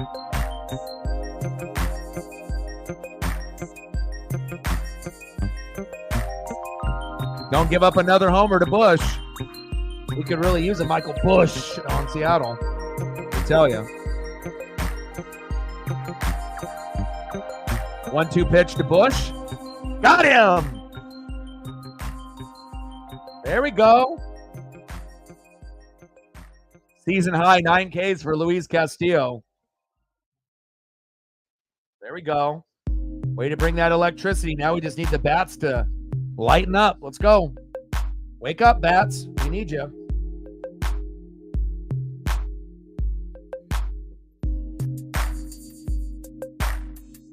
All right, let's go to the bottom of the 6th. Leading off for the Mariners, 0 for 0 with a base on ball. Third baseman, Josh Rojas. Batting second, 0 for 2. Shortstop, J.P. Crawford. Let's go, J.P. I put you on the thumb. You got to be able to produce at some point, my guy. And batting third, everyone's favorite Mitch, right fielder, Mitch Haniga. Let's go, Mitch. Can you be the hero today? We need you. Be electric, my guy.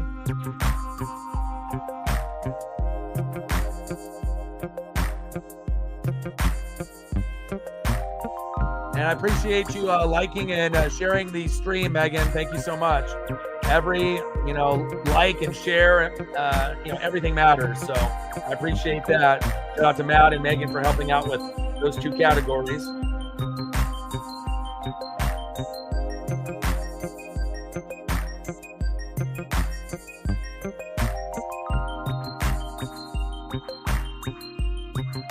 Let them know. $5.95 to go. And then we'll be doing 2 evening streams on Monday and Tuesday when we play the Reds. And then we'll be doing a rubber match like this where it'll be an early start around 12 or 1 on Wednesday. So that's what we're going to be looking at for the next 3 days. And it's going to be tough. The Reds are a good team, so they're kind of up and coming. So Monday, we play the Reds in Seattle at 6:40. So I'll be live at 6:30. On Tuesday, same thing. Game is at 6:40. We'll be live at 6:30. And then Wednesday, the rubber match, the last match up, and we'll play at 1:10. We'll be live at 1 on Wednesday.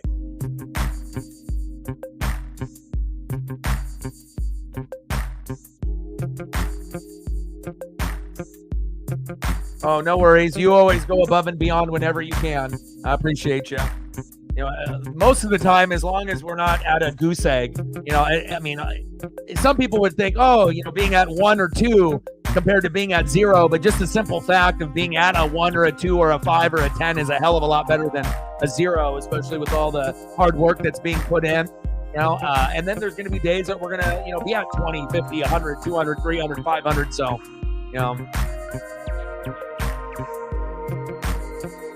Rojas pops up and out, 1 away. Next up, my guy, J.P. Crawford. Go, J.P. Be the baseball. Have that swagger. Have that confidence. Don't lose it. Be the man.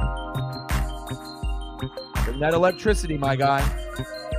1-0 pitch to J.P. Chops it foul. 1-1 count.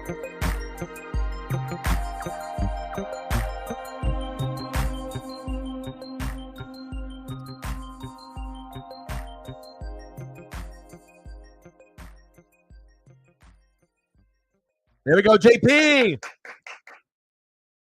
There we go. Nice little bloop single by JP Crawford. There we go. There we go. I put you on the thumb for a reason, my guy. I had a feeling that, you weren't going to go 0 for 4, 0 for 5. You just got to have confidence in yourself, and eventually something good will happen. And now we just need someone to get another hit, so that way JP can move over and we can get our first run of the game. Next up, everyone's favorite Miach right fielder, Mitch Haniga. Haniger going for a home run here would be fantastic, or an RBI. Pitch is high, 1-0 count. Oh, hell, I'll even take a walk.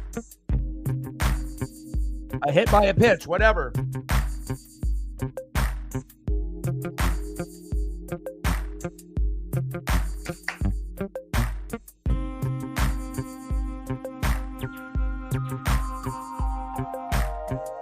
Let's go, baby.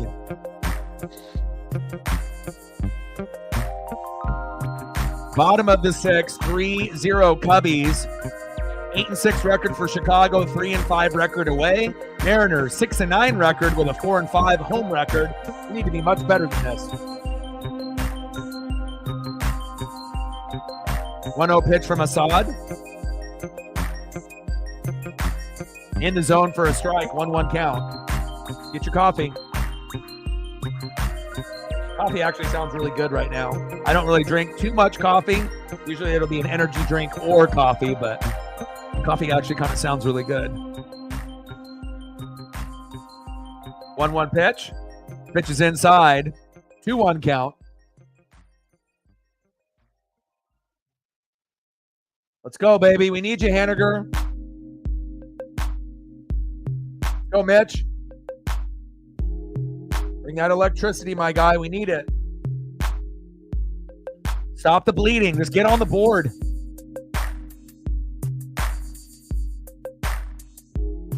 Chop foul.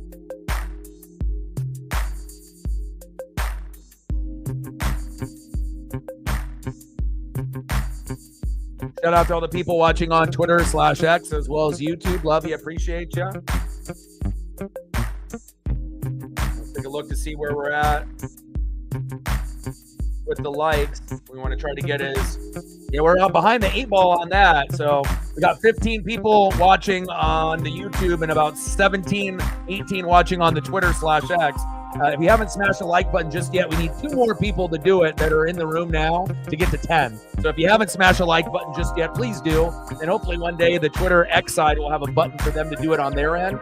So if you haven't done it yet, please do. Help us get the 15 likes at least minimum on the stream today.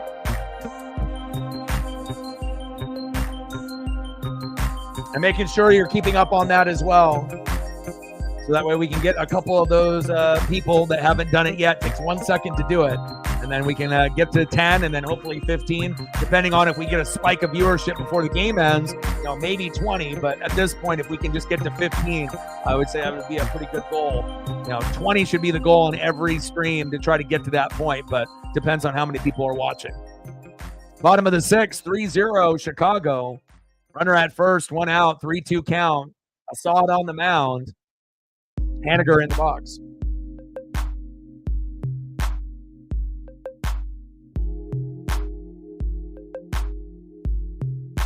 Three-two pitch to Haniger. Popped up. Foul.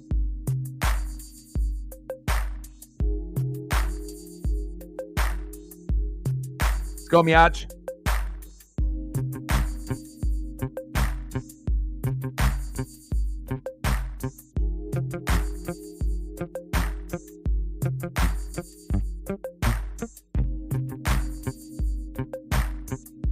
Haniger, see you later.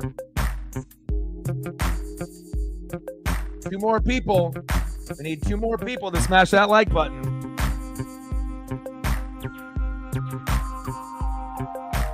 Help your boy out. It'll help with analytics and metrics.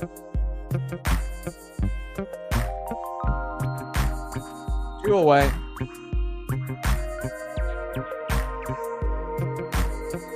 Up for Seattle, second baseman Jorge Polanco. 0 for 2 with 2 strikeouts. Come on, Polanco.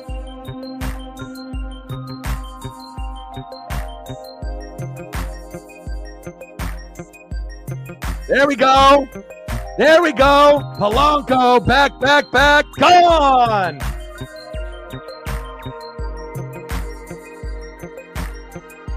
Yes. Yes, let's go. Bring that electricity, baby. That's what I'm talking about. 2-run homer. Polanco, homer to right center, 399 feet. JP scores. We're back in business, baby. 3-2, Cubbies. Yes. Fuck yeah.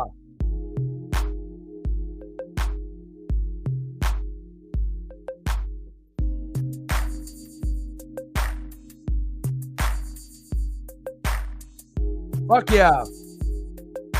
That's good for my mental health. Let's go. Let's go. Hell yeah. Nice job, Polanco. Trident's up, baby. We needed that so bad. And there goes Assad. So now we have a chance to be able to win this game while they bring in their backup pitchers in their bullpen. Nice job. Hell yeah. That's what I'm talking about. Next up for the Mariners, first baseman, Ty France. Let's go, Ty. Tie this game up. Hell yeah.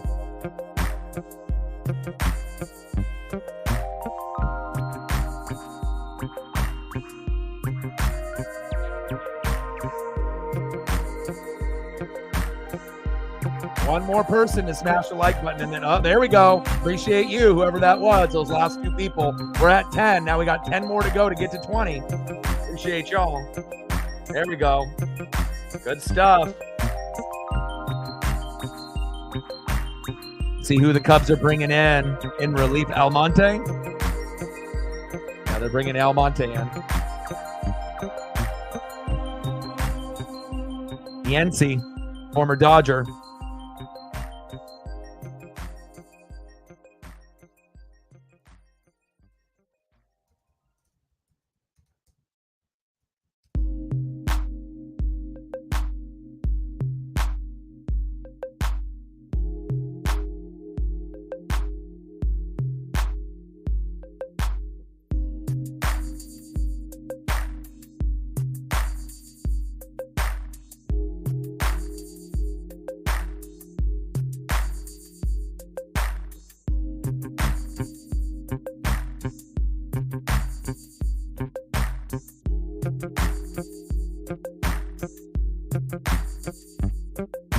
5.2 innings pitched, 4 hits, 2 earned runs, 6 Ks, and 1 walk for Assad.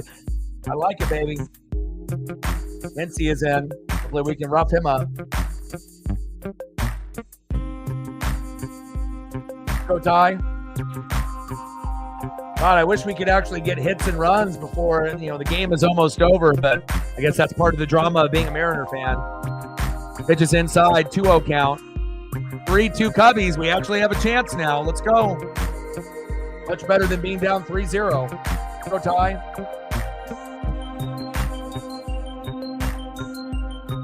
Stop foul. 2-1 count.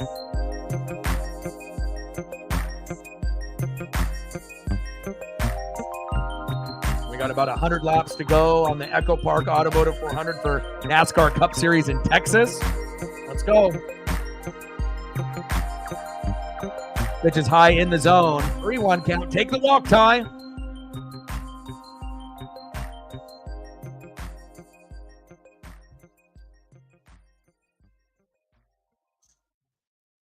Let's go.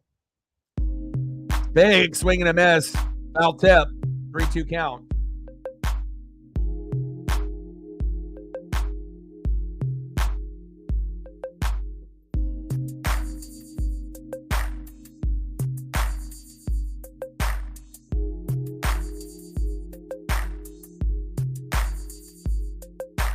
Big swing and a miss.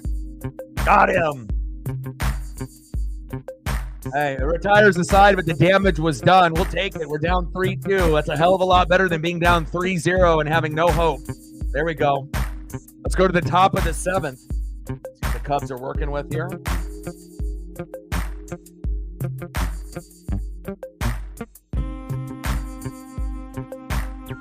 Leading off for Chicago, 0 for 2 with a K. Second baseman, Nico Werner. Batting second this inning, 0 for 2, right fielder Mike Tauchman. And batting third, 1 for 2 with a K, catcher Yan Gomes. Now let's take a quick look at the pitchers and their stat line before he got pulled. So Assad, 5.2 innings pitched, 4 hits, 2 earned runs, 1 walk, 6 Ks, 87 pitches, 56 strikes, 2.16 ERA from a 1.64, so it didn't go up that much. Assad actually did pretty damn good. And then let's take a look at Luis Castillo's final numbers for the day. All right, Luis Castillo's final numbers: 6 innings pitched, 7 hits, 2 earned runs, no walks, 9 Ks. And that obviously is a season high for him. And now we are bringing in Brett DeGoo.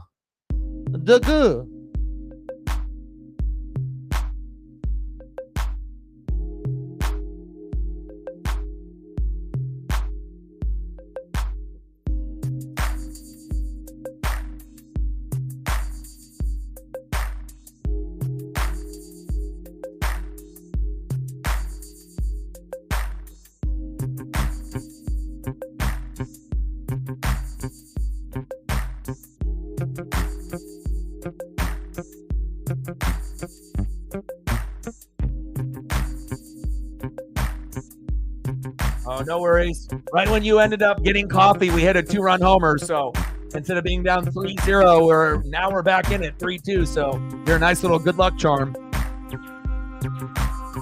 But it really is going to come down to pitching here these last few innings. Oh! Almost hit him in the head. Watch out. Nico Werner.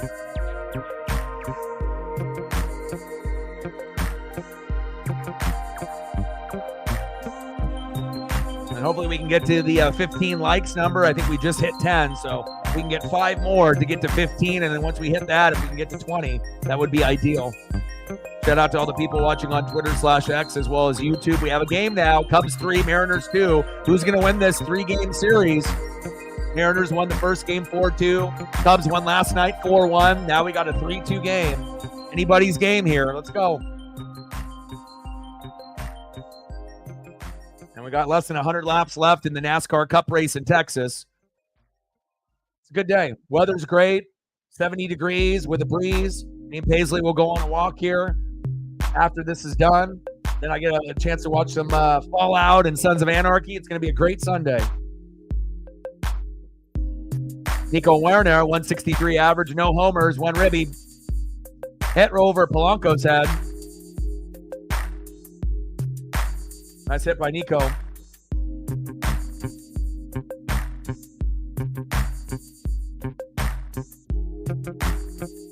Next up, right fielder Mike Tauchman. Hopefully we can get a double play here.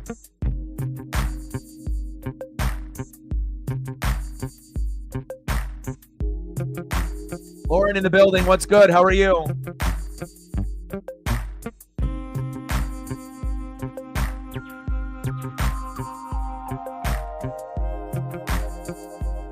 Let's go. Mariner Moose is ready. We were down 3-0. It looked like it was going to be a 3-0, 4-0, 5-0 type of game. But finally, the bat lit up and Polanco homered. I love it. And now we're back in it. Cubs 3, Mariners 2. Let's go.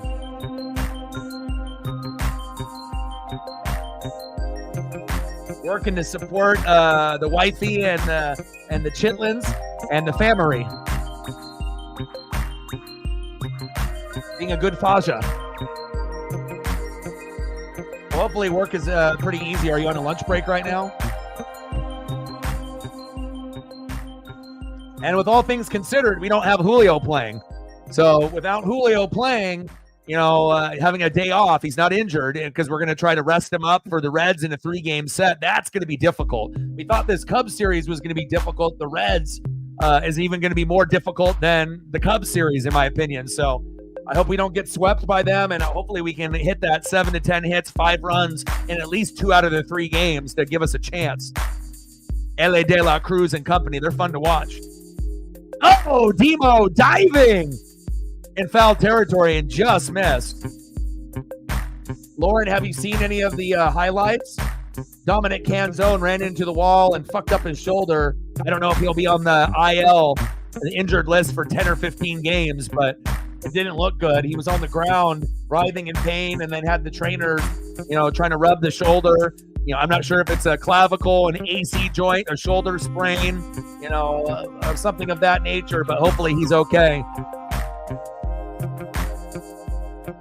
Sam is at the zoo. Faja is grinding. Good Faja. Get him! Yeah, there we go. Nico Horner trying to be slick out there, and we caught him on the base paths. There we go. Momentum is starting to shift to the Mariners. Let's go, baby. But hopefully Dominic Canzone will be all right. And obviously it didn't start off well with us with Luis Castillo. You know, in the very beginning of the game, he dove on the ground and tried to flip it to Ty France when we had Seiya Suzuki at first, and then France lost it behind him, and then Suzuki scored from first all the way to home and gave him that cheap 1-run lead. You know, there's no way that we should have given up a 1 run early on in the first inning, and that kind of set the tone for them with the momentum, but at least we've been able to catch up, and now it's 3-2. It's not, you know, 3-0, so I feel pretty good with our chances now. Ooh, another wreck there on the NASCAR Cup race. Top of the 7th, 3-2 Cubbies. Tauchman in the box, 3-2 pitch, fouled off. Now still 3-2.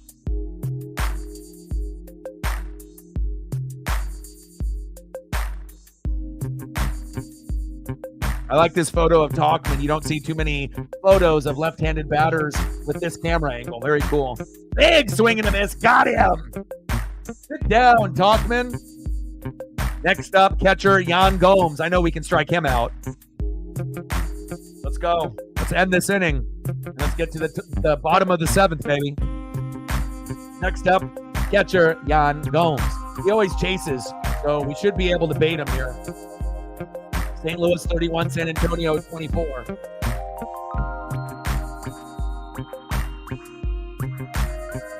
Yeah, it is possible that Julio may come in for Luke Raley, and you know, late in the game in like the 7th, 8th, or 9th. It's possible, or they may just give him a rest, and then they'll just be whatever happens in this game. I mean, I think that's the first game that Julio's had off in 15 games. So.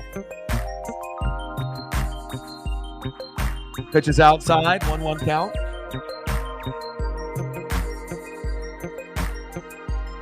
Brett DeGuy, the Ranger pitcher. DeGuy. I'm not sure if I like DeGuy.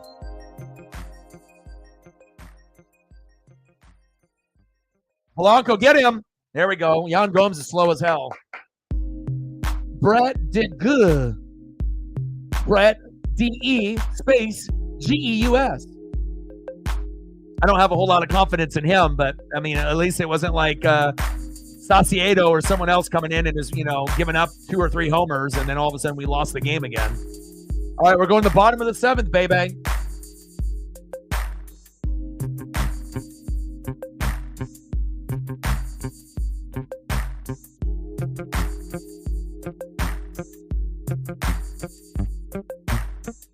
Let's go. We need it. Mariner Moose in the building. They're hitting you with the God Bless America. Leading off for the Mariners in the bottom of the 7th, 1 for 2 with a K. Left fielder, Demo, Dylan Moore. Tried ends up. Batting second, 0 for 2 with a K. DHing for Seattle, Mitch Garver. Let's go, Miach. And batting third, 0 for 2, big dumper, catcher Cal Raleigh. This would be a great opportunity for Cal to go yard. Let's go. Bring that electricity. And make sure you're taking care of your mental health. It's very, very important. Addiction, depression, anxiety. A lot of us go through these hardships and struggles every day. So make sure that if you know that you're going down a bad path, making sure that you make the adjustments that are needed to win the day.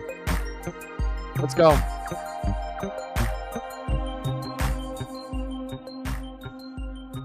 Yeah, you sent me the post. And yeah, that is a good question. I don't know how old he is. That is a good question. But hopefully he can give us a little bit of good luck here today. Yeah. That Miach is not so good. We had a lot of expectations, for him coming in and bringing us that Texas Ranger World Series mentality. But unfortunately, he got paid, right? Came to Seattle, but we haven't been able to see the fruits of the labor. He has not been good. Polanco hasn't really been good up to the last few games. So the first 10 or 11 games, Polanco was right there with him. They were both bad. We kind of made a mistake. Like every single player we got rid of, Winker doing better, right? Eugenio Suarez doing better. Jelinek doing better. Teoscar doing better. So it's like, Jose Caballero, it's like all these guys that we had, and we were all complaining that we strike out too much, and now we're striking out even more than we did last year. And as I went into the, stats, we were batting 220, 230 as a team pretty much all year in 2023. This year, we're batting like 205 as a team, and we have half of the lineup under 200. So things drastically have to change, and I know it's going to be slow in April and May, but this is slower than we've ever seen. Like, we're used to slow starts, but this is like terrible. Like, as far as, the Mariners fan base is concerned, to be where we were last year and understand how much of a struggle it was, and then to be even worse, but again, it's a long season, so I know we can turn it around.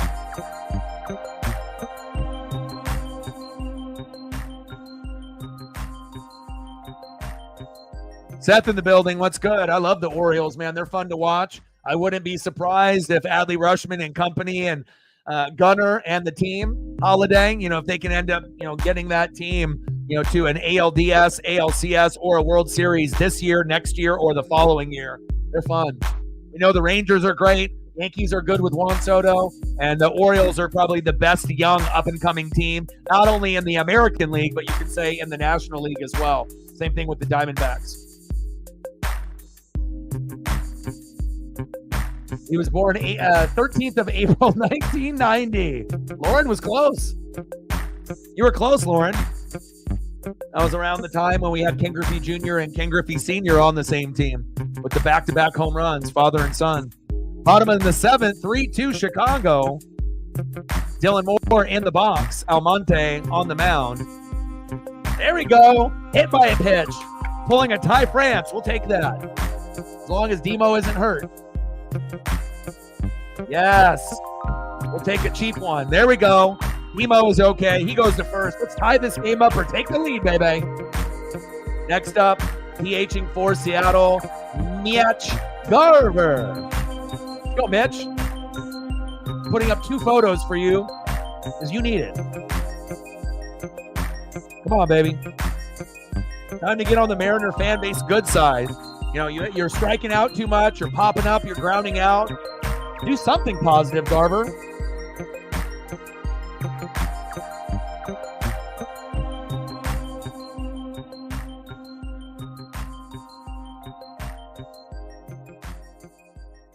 Which player broke the ankle and being pulled on an ATV on rollerblades? Who did that? That sounds like fun, besides the ankle breaking part.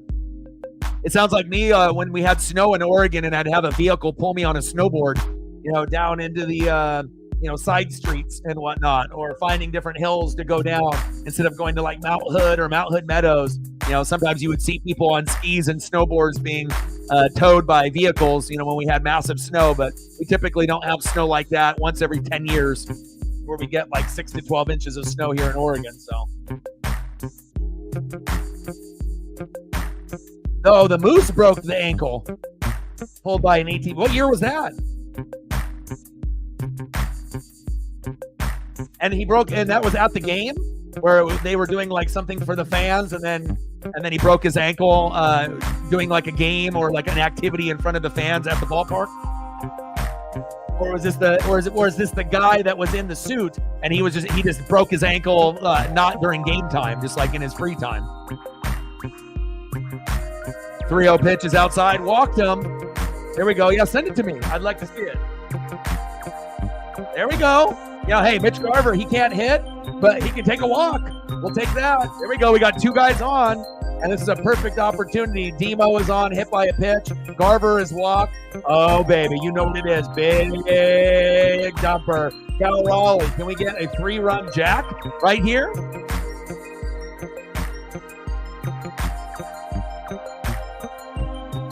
Third pitcher coming in for the Cubs. I like this. This is starting to favor the Mariners here.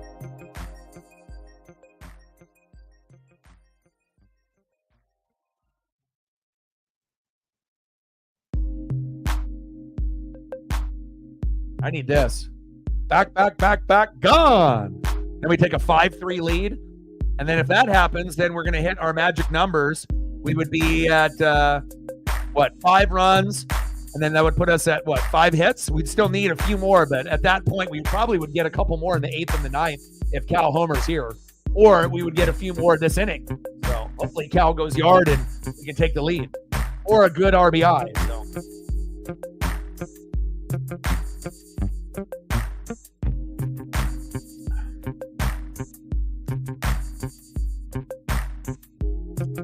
Is the Moose a girl?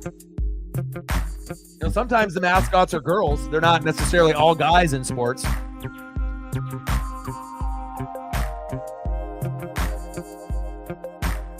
All right, Echo Park Automotive 400, lap 183 of 267. Tyler Reddick, Burton Hamlin, Chase Elliott. Let's go, Chase. Napa know-how. And Zane Smith in your top 5. Toyota, Ford, Toyota, Chevy. Let's go.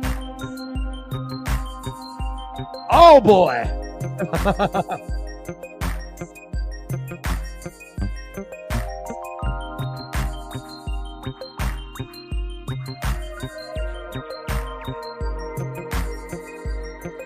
That Griffey bobblehead is dope. 3-day giveaway, first 10,000 fans each game. I'm a little jealous. I'm going to probably have to buy that one on eBay down the road when I have extra money. But it comes with the wall and Griffey leaping to rob a home run. And they have 2 versions, I believe, of the figure. One with all white, and then they have one with him with the teal top and then a white bottom. So I would definitely have to get both as a hardcore Griffey fan. Cal Raleigh popped up.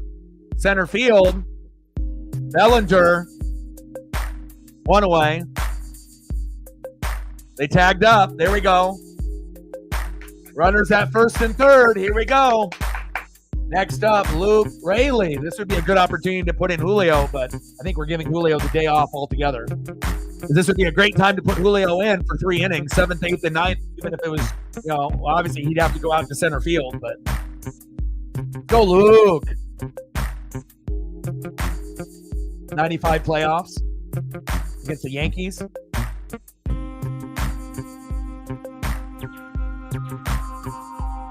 Come on, Luke. Shit. Double play. 1. Fuck. God damn it, Luke. Like the worst possible thing that you could do is get into a double play, and that's what happened. That's just our luck. That's shitty. But at least it's 3-2, not 3-0, so I got to be positive. Damn it. I hate double plays that happen to us. Brutal. Why, sports gods?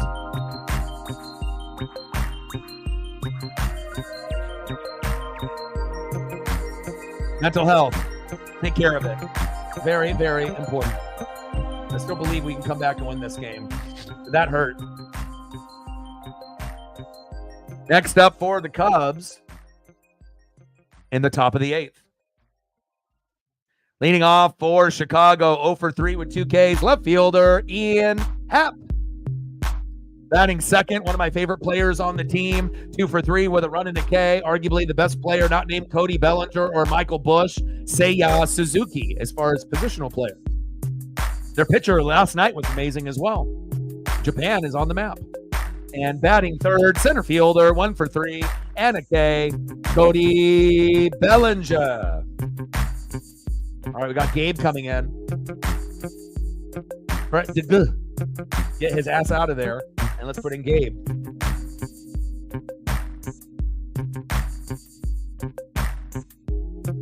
Let's go, Gabe. Gabe got a little Pat McAfee thing going on. Let's go.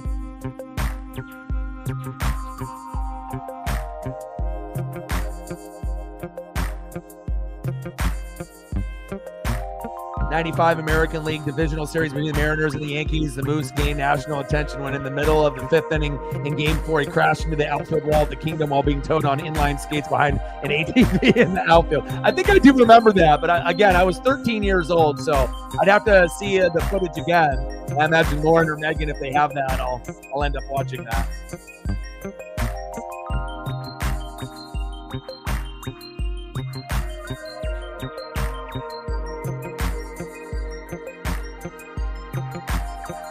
Hey, that's true. Hey, I'm not going to deny that. I mean, we can't hit, so but I have to keep the faith as a fan. I'm not a bandwagon fan, so being a fan since '85 and 20 years with no playoffs, it definitely makes you battle tested, and you understand what it takes to win, and hopefully things get better. And this is probably the worst start the Mariners have had to start a season in a long, long time, but it's a long year, and hopefully they'll be able to turn it around by May or June, I'm hoping.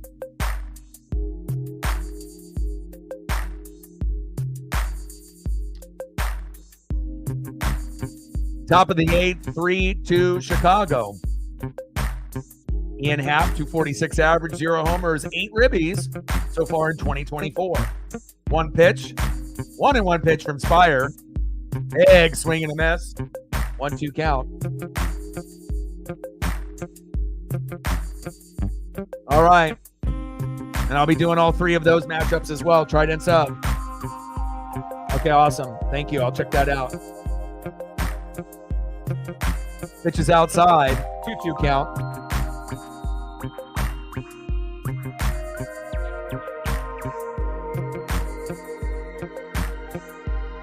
Lauren sent the link as well.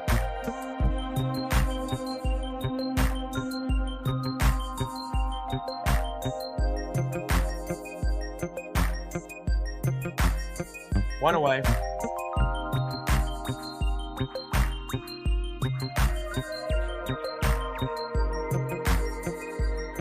And thanks for the share there, Lauren, on the Twitter/X side. I appreciate it.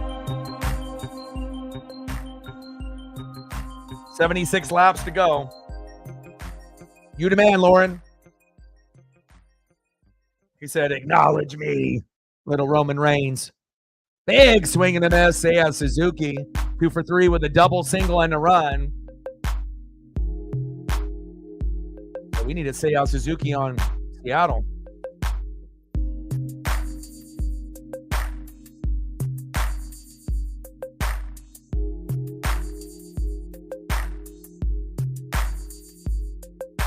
Go, Gabe.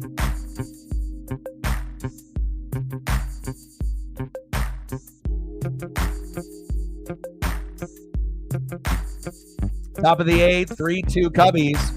1-1 pitch from Spire. Dribbler. Pick it up. Throw to first. Got him.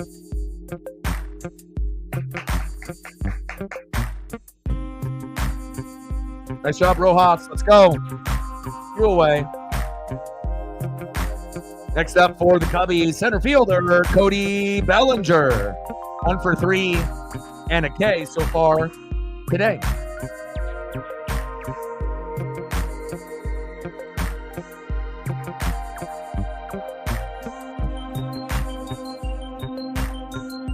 $5, 95 to go. And then where are we at the likes? Are we anywhere near 15? Where are we at there?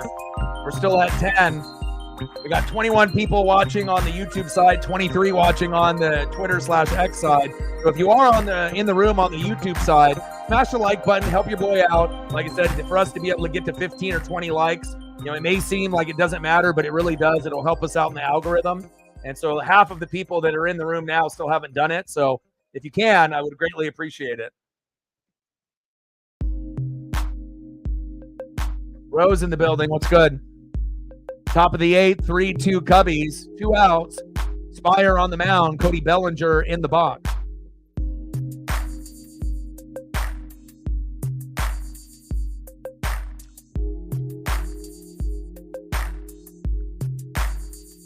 Two-one pitch from Spire.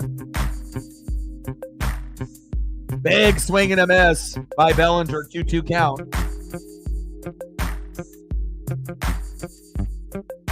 Go, Gabe.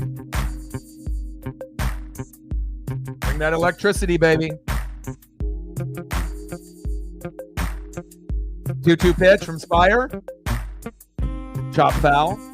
Count still stays 3-2, or 2-2, excuse me. 71 laps to go in the Echo Park Automotive 400 in Texas.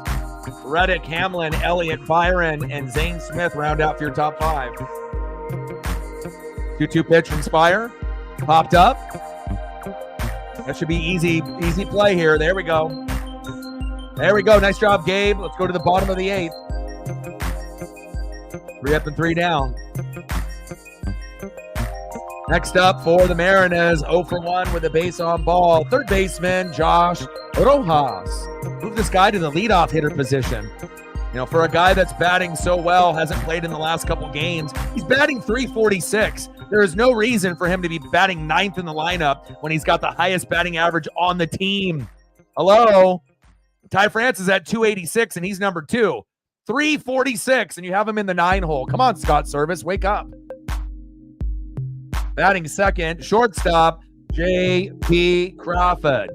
And batting third, right fielder, Mitch Haniga. Let's go. Let's go, Josh. Get it started, baby.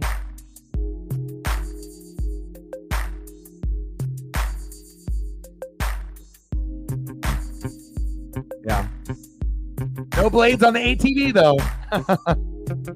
How long did it take the ankle to heal up? I imagine quite a long time. Not something that's going to heal overnight.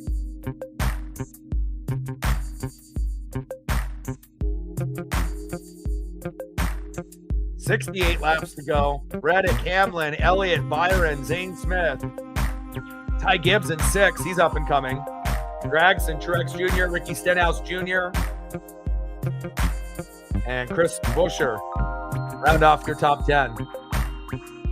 67 laps to go. Uh-oh. Still dislocated regular. That's tough. Prayers up for the ankle.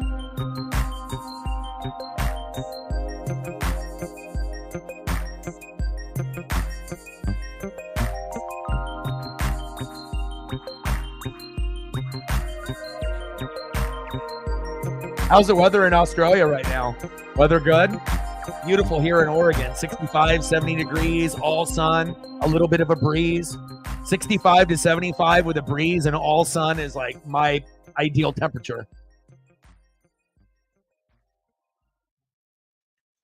Good crowd on hand for the Mariners, over 30,000 in the building. And then Ken Griffey Jr. bobblehead night for the next 3 nights against the Reds.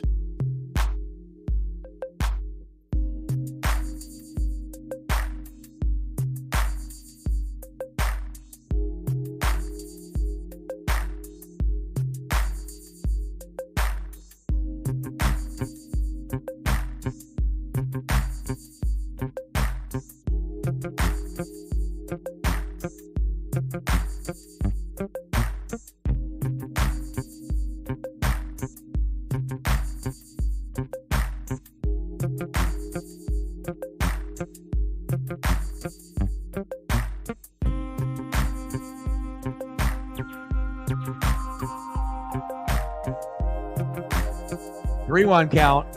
Neris is in.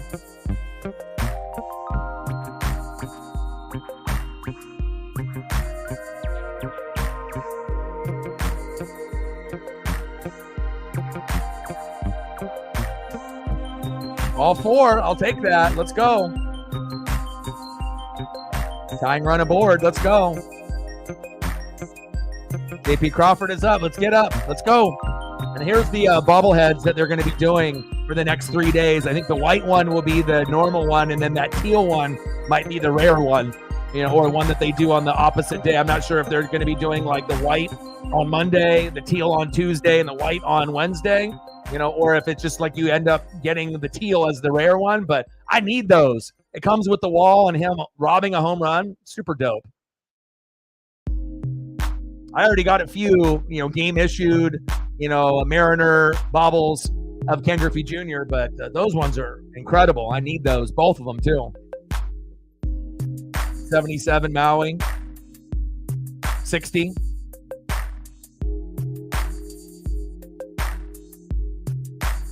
Let's go, JP.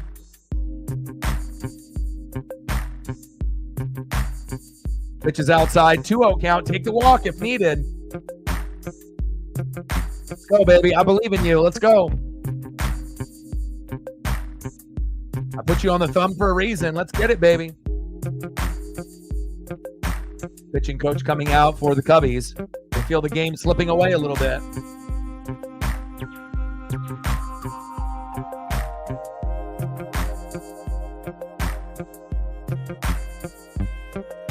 Anything Ken Griffey Jr., Randy Johnson, Ichiro, Edgar Martinez, or Julio, anything that's issued by the Mariners, oh yeah, I'm all over that. If it's any of those five, definitely going to be swooping that up.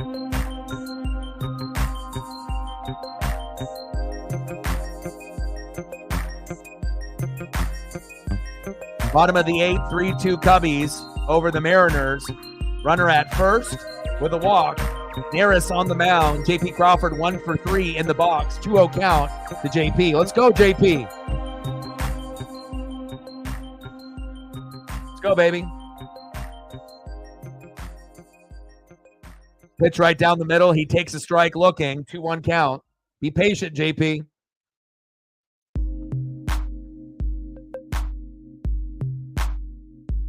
We're at 5. 95 to go. Where are we at on the likes, Matt? What number are we at? 10, 11? Let's try to get to 15. We might not be able to get to 20 based on the amount of people that we have on both sides through Twitter and YouTube, but I think 15 is attainable, especially if there's a few people that just haven't done it yet. 3-1 pitch. Runner goes. There we go. And a walk. Runners at first and second. Back-to-back walks, baby. 57 laps left in the Echo Park Automotive 400 in Texas. Reddick, Hamlin, Elliott, Byron, and Smith. Napa know-how. Let's go. We're about to take the lead here, baby. And you already know what it is. Everyone's favorite Mitch Haniger. Let's go, Mitch. I don't even need a 3-run homer here. Just get an RBI. We got no outs with runners at first and second.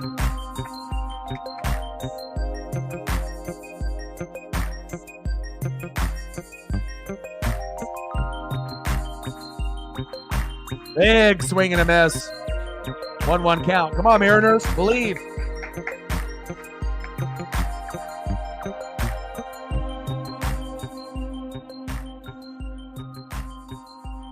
Bottom of the 8th, no outs, runners at first and second. This is the best position we've been in all game. The Cubs are on their 4th or 5th pitcher now. 4th. Chop foul. 1-2 count. Assad, Almonte, Leiter Jr., and now Neris.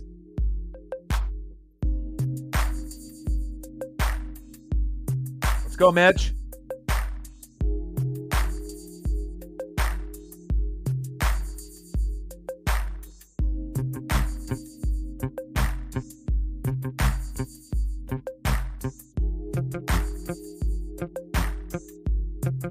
One-two pitch. Haniger rips it towards third base, foul. Count still 1-2. Keep fighting.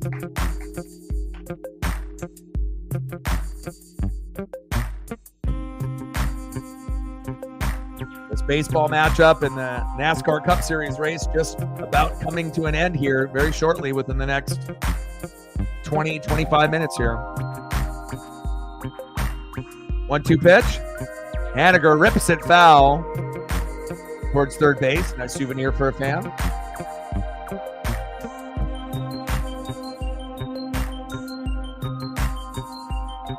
Let's go, baby. Shout out to all the people watching on Twitter/X as well as YouTube. Love you and I appreciate you. Like, sub, donate, comment, share, help your boy out. It'll help out with the algorithm and the metrics. Foul tipped. Count still 1-2.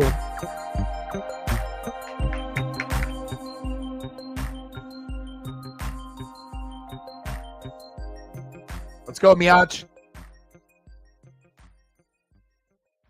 Bring that electricity. Let's go. We need you. Especially with no Julio in the lineup today.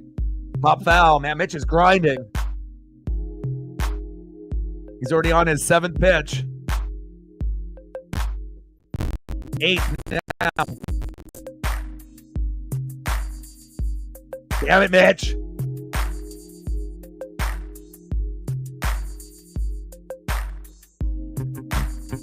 They had him check swing, and they said he went. Damn. One away. Boo. Fans don't like it.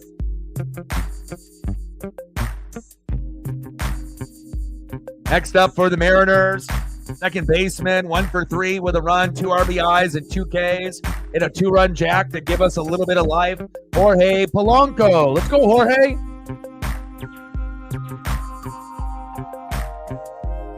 I mean, even if we don't take the lead, we got to at least tie the game up here. Because if we don't get it here, we're not going to get it in the 9th, more than likely. This is like our last opportunity to be able to either try to tie it up or take the lead.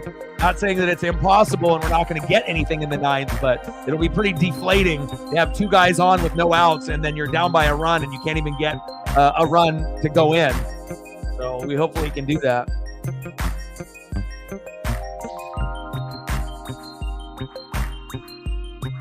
Let's go, Mariners. Trident's up. Bottom of the 8th, 3-2 Cubs. Runners at first and second, 1 out. 2-0 pitch to Polanco from Nettis. Uh-oh. Low and outside, 3-0 count. But the last thing that we want is obviously if we get bases loaded and then they get a double play. We've already hit into 2 double plays so far this game, and I don't want to see that happen. Scooby Snacks in the building. 3-0 pitch. On the corner for a strike. Polanco thought it was a walk. 3-1 count.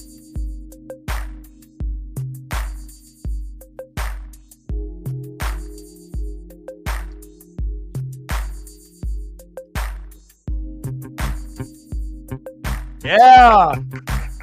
All right. Bases loaded. Now we just have to make sure that we don't hit into a double play. Anything but a double play. Anything. Next up for the Mariners, 0 for 3 with a K. Second best hitter on the Mariners this season to Josh Rojas. You already know who it is. Cleanup hitter, first baseman, Ty France. Let's go, Ty.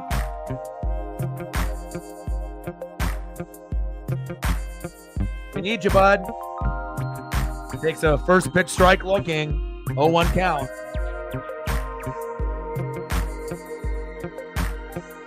Bottom of the 8th, 3-2 Cubs, bases loaded with 1 out. Come on, Ty. I don't even need a grand slam. Just give me an RBI. Pitch high in the zone, called a strike. Behind in the count, 0-2. Ump is not doing us any favors here. Fans are getting a little edgy right now. 0-2 pitch. Pitch is high and inside, 1-2 count. 45 laps to go in the Echo Park Automotive 400 in Texas and the NASCAR Cup Series. Logano, Keselowski. I see you. 1-2 pitch. Pitch is high and inside. 2-2 count. Let's go. Take a walk. Let's just get a freebie to come in. You don't even have to swing, and then you'll bring in a free run. I don't think this guy is going to be able to throw 3 strikes in a row. 0 for 3 for Ty. 2-2 pitch. Chopper. No double play. Fuck. You got to be kidding me. Brutal. Well, we might have just lost the game right there. And again, anything but a double play, and of course we do a double play. Third one of the game. Chicago is getting extremely lucky, and that might have been it for the Mariners. We're going to have one last chance, but when you have an opportunity like that, and then, that happens, it definitely takes a lot of the wind out of the sails, and I think the fans are a little upset and fed up. Obviously, the players, that's exactly what you don't want to do, but, when you're a team that can't hit, that's typically what happens. Rough.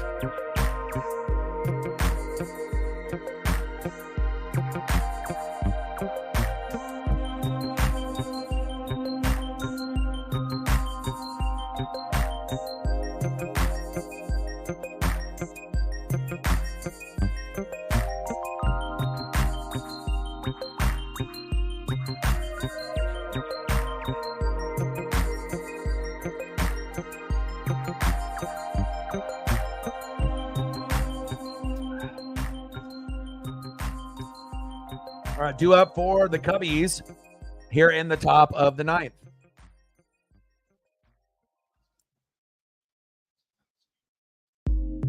Leading off for the Cubbies, 0 for 3 with a K, third baseman Christopher Morel.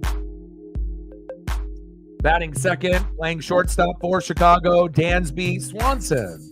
And batting third this inning, first baseman Michael Busch.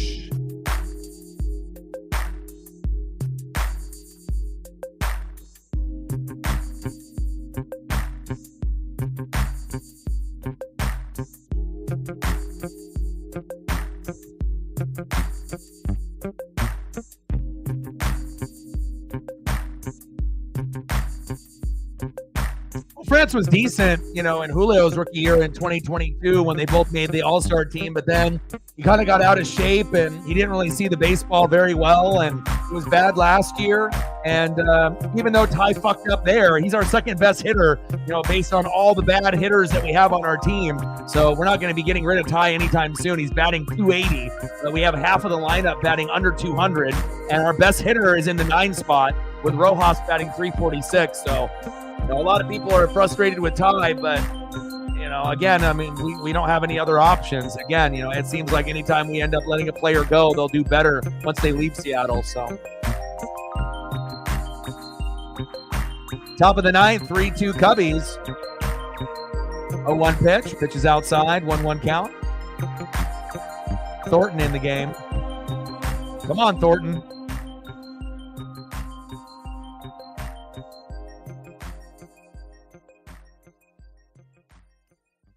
I think he got chubby last year. He was a little overweight, and I don't think he was fully focused. And then, just one bad game led to another, and he never really could find himself after that All-Star performance in 2022, which may or may not have been deserved. Julio was an All-Star that year, but you could have said Ty, yes or no. I don't think anyone would have bitched and complained if Ty didn't make it, But again, when you have a bunch of shitty players in the lineup that can't hit, what can you do? J.P. Crawford, 164. Haniger, 264. Polanco, 196. France, 280, which is second best. Canzone, 219. He got hurt.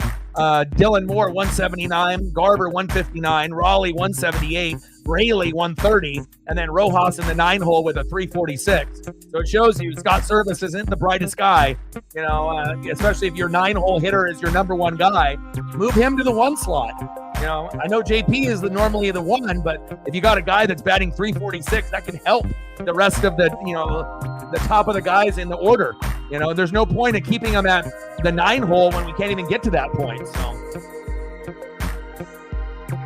I think a lot of people wouldn't mind getting rid of him or trying to find a replacement, but You know, it hasn't been, very kind to us. I mean, every player that has left has been doing better.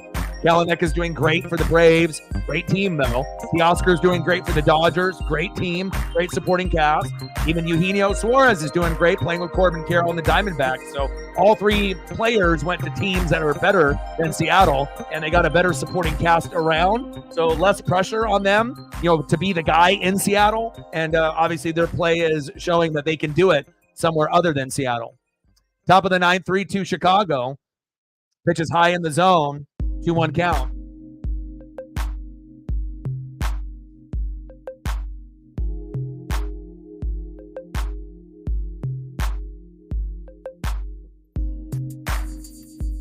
Chop foul. 2-2 count to Michael Busch. Busch.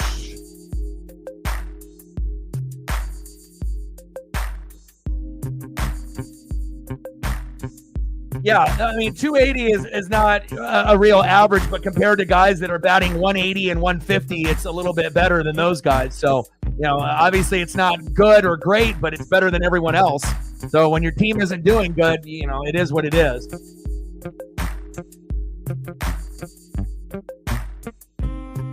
Yeah, well, also, too, though, they started him off in the year at the 8-hole, right? And then he, everyone else sucked in the lineup, so they had to move him up higher because he was batting over 300. So you have to understand they're going to have to adjust based on how the other players are doing or how he's doing, because it wouldn't make any sense to keep him in the 8-hole, and keep Rojas in the 9-hole if those are our two best hitters. At some point, you're going to have to move him up. And Ty has played everything, 2, 3, 4, 5, 6, 7, 8, 9, but it is what it is. The bottom line is all the players are underachieving, and it's been a long year, and we're only 15 games in. But just because you move Ty back down to the 8-hole doesn't mean all of a sudden he's going to turn into some kind of all-star player. And like I said, you have to be able to manufacture hits as a group. You can't have one hit and then 3 hits, later in like 7 innings later. You need to be able to manufacture 3 hits consecutively in an inning. We can't do that. So it's tough. Let's go to the bottom of the ninth. Last opportunity for the Mariners. Plus, I've been a fan since 85. I might look young, but I'm 41. So for me to see the Mariners not playing well, you're not telling me anything I haven't seen before. Northwest Pacific fans, in the Pacific Northwest are more battle tested and can handle a little bit more depression and sadness and overall just garbage play, and can handle it a little bit better than fans in the Midwest, East Coast, or the South. We're used to it. And hopefully things can get a little bit better.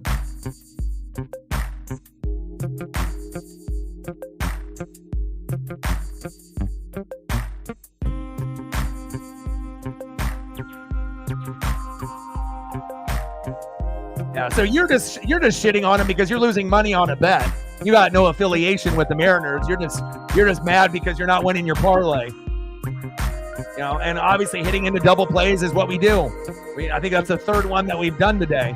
And when the team hasn't been good, the bottom line for the Mariners to be good, you have to get 5 runs and 7 to 10 hits. And if you get that, we're going to win 90 to 95% of the time if the pitching is halfway there. But if the pitching is bad, the defense is bad, the bullpen is bad, if every category is bad, offense, defense, power hitting, and the bullpen, and you can't even get to 5 runs, and it's not like we're going to be able to win a lot of 1-run games or extra inning games either. So a lot has changed from 2022 to 2023 with the drop-off, and now we're even having a bigger drop-off in 2024. Yeah, but at least the Phillies ended up overachieving, and you ended up getting to the World Series, even though you guys haven't won. With Bryce Miller, it feels like the Phillies may end up winning one, in the next 5 to 10 years, at some point or another. Of course, there's the Braves and the Dodgers, but I think the Phillies and the Diamondbacks, even though they may not be favored, they're more dangerous in the postseason, than I don't want to say overrated Braves and Dodgers, because sometimes, they can win 100 to 120 games, but late when you go into the postseason, if you're not hot and healthy, then you can get beat by a team like Philadelphia or a team like Arizona. So, sitting under the radar sometimes is good, in baseball. Dylan Moore. Pop foul. Let's go, Demo.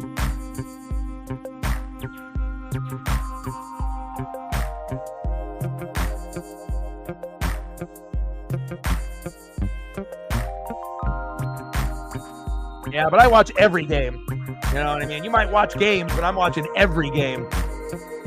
I'm calling almost every game. You know, I've been watching almost every game, since 85.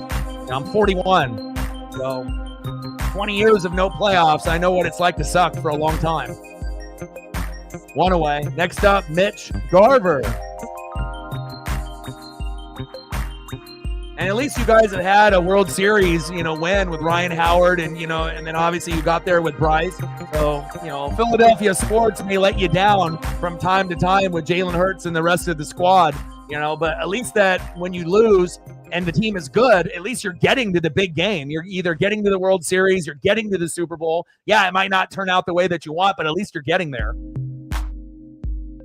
Check swing for a strike, behind in the count, 0-2.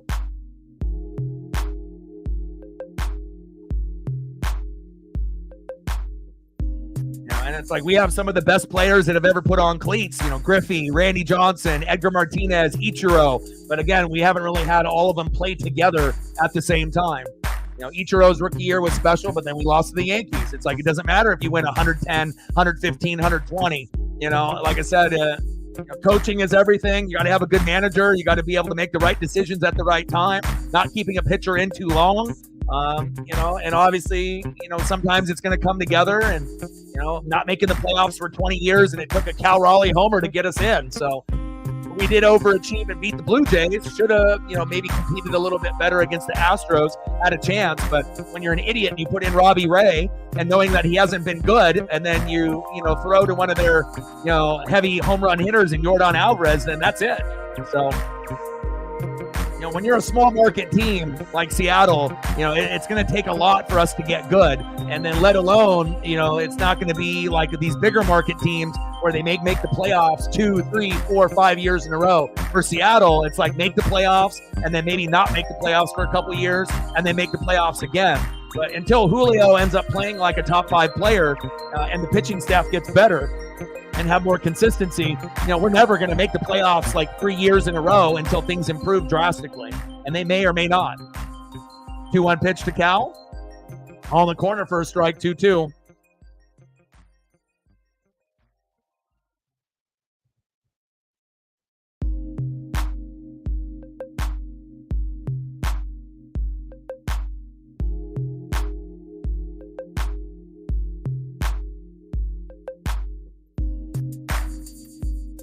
But situational baseball, and again, when you don't spend any money and you're 54% in and the owners, just want the players to overachieve so they can make profits, they need to sell the team to someone that actually wants to win and spend money. And if the Mariners ended up spending money instead of fucking trying to moneyball Polanco and Garver and thinking that they're going to be great, instead of that, there we go. Spend some money for some decent players, and you don't have to overspend like we did years ago for like Robinson Cano and giving him a 10-year deal for like $250 million, kind of like a A-Rod contract that he got from the Rangers when he left us. But again, you have to be smart and calculated, but don't be so fucking cheap. But also, too, our pitching staff was supposed to be one of the top 5 going into 2024 as a sleeper wildcard team. Luis Castillo has been ass. George Kirby has been good or terrible. Bryce Miller has been either good or terrible. The only good pitcher we have is Logan Gilbert. And then, our 5-hole was supposed to be Brian Wu. He got hurt. And then you got Emerson Hancock, the rookie from last year from Georgia. He's not good. So, I mean, what do you expect? Pitching is bad. Bullpen is bad. We have no Matt Brash. Right? We got rid of Seawald. It's like you only have so many pieces. But pitching is not good. Bullpen's not good. Defense is not good. We can't hit. We can't hit for homers. I mean, you can't get to 5 runs. You can't get to 7 to 10 hits. So, again, when you end up getting games like this, you're going to lose 95% of them when it ends up being under 5 runs. It's tough, as a fan. Bottom of the 9th, 3-2 Cubbies. Runner at first, 2 away. Luke Raley in the box. Alzolay on the mound.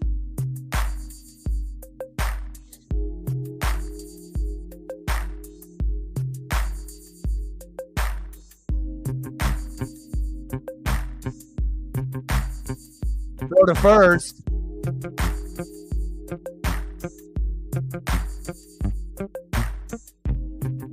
Did Julio get thrown out at first?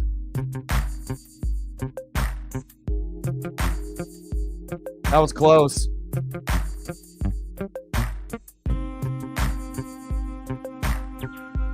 I think this game might be over. I think Julio got tagged out at first. He was leading too far. Let's see when he gets touched though, where his hand is.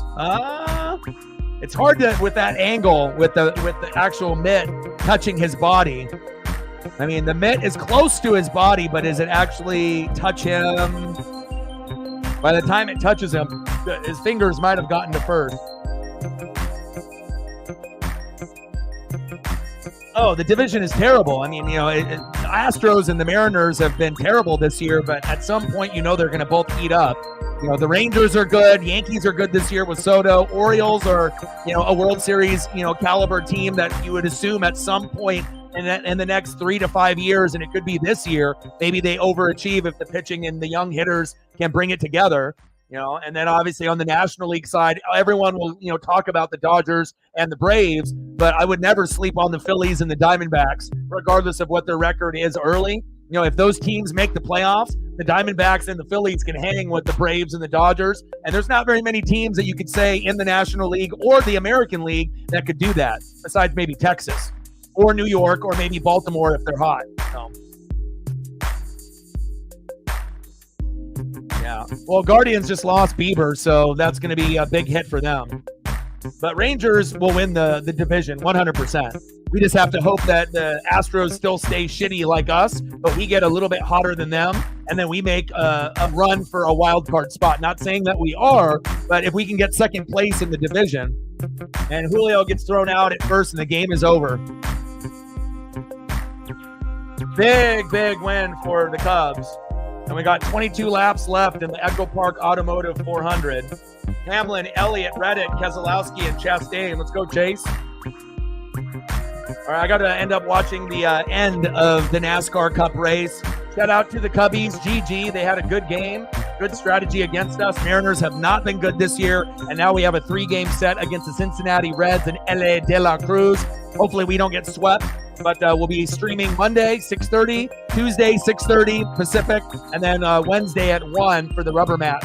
But shout out to all the people that donated, commented, and shared. And I got one question for you. But talk sports like us, your boy Ryan, Northwest Sports Fanatics, and I'm out. Gang.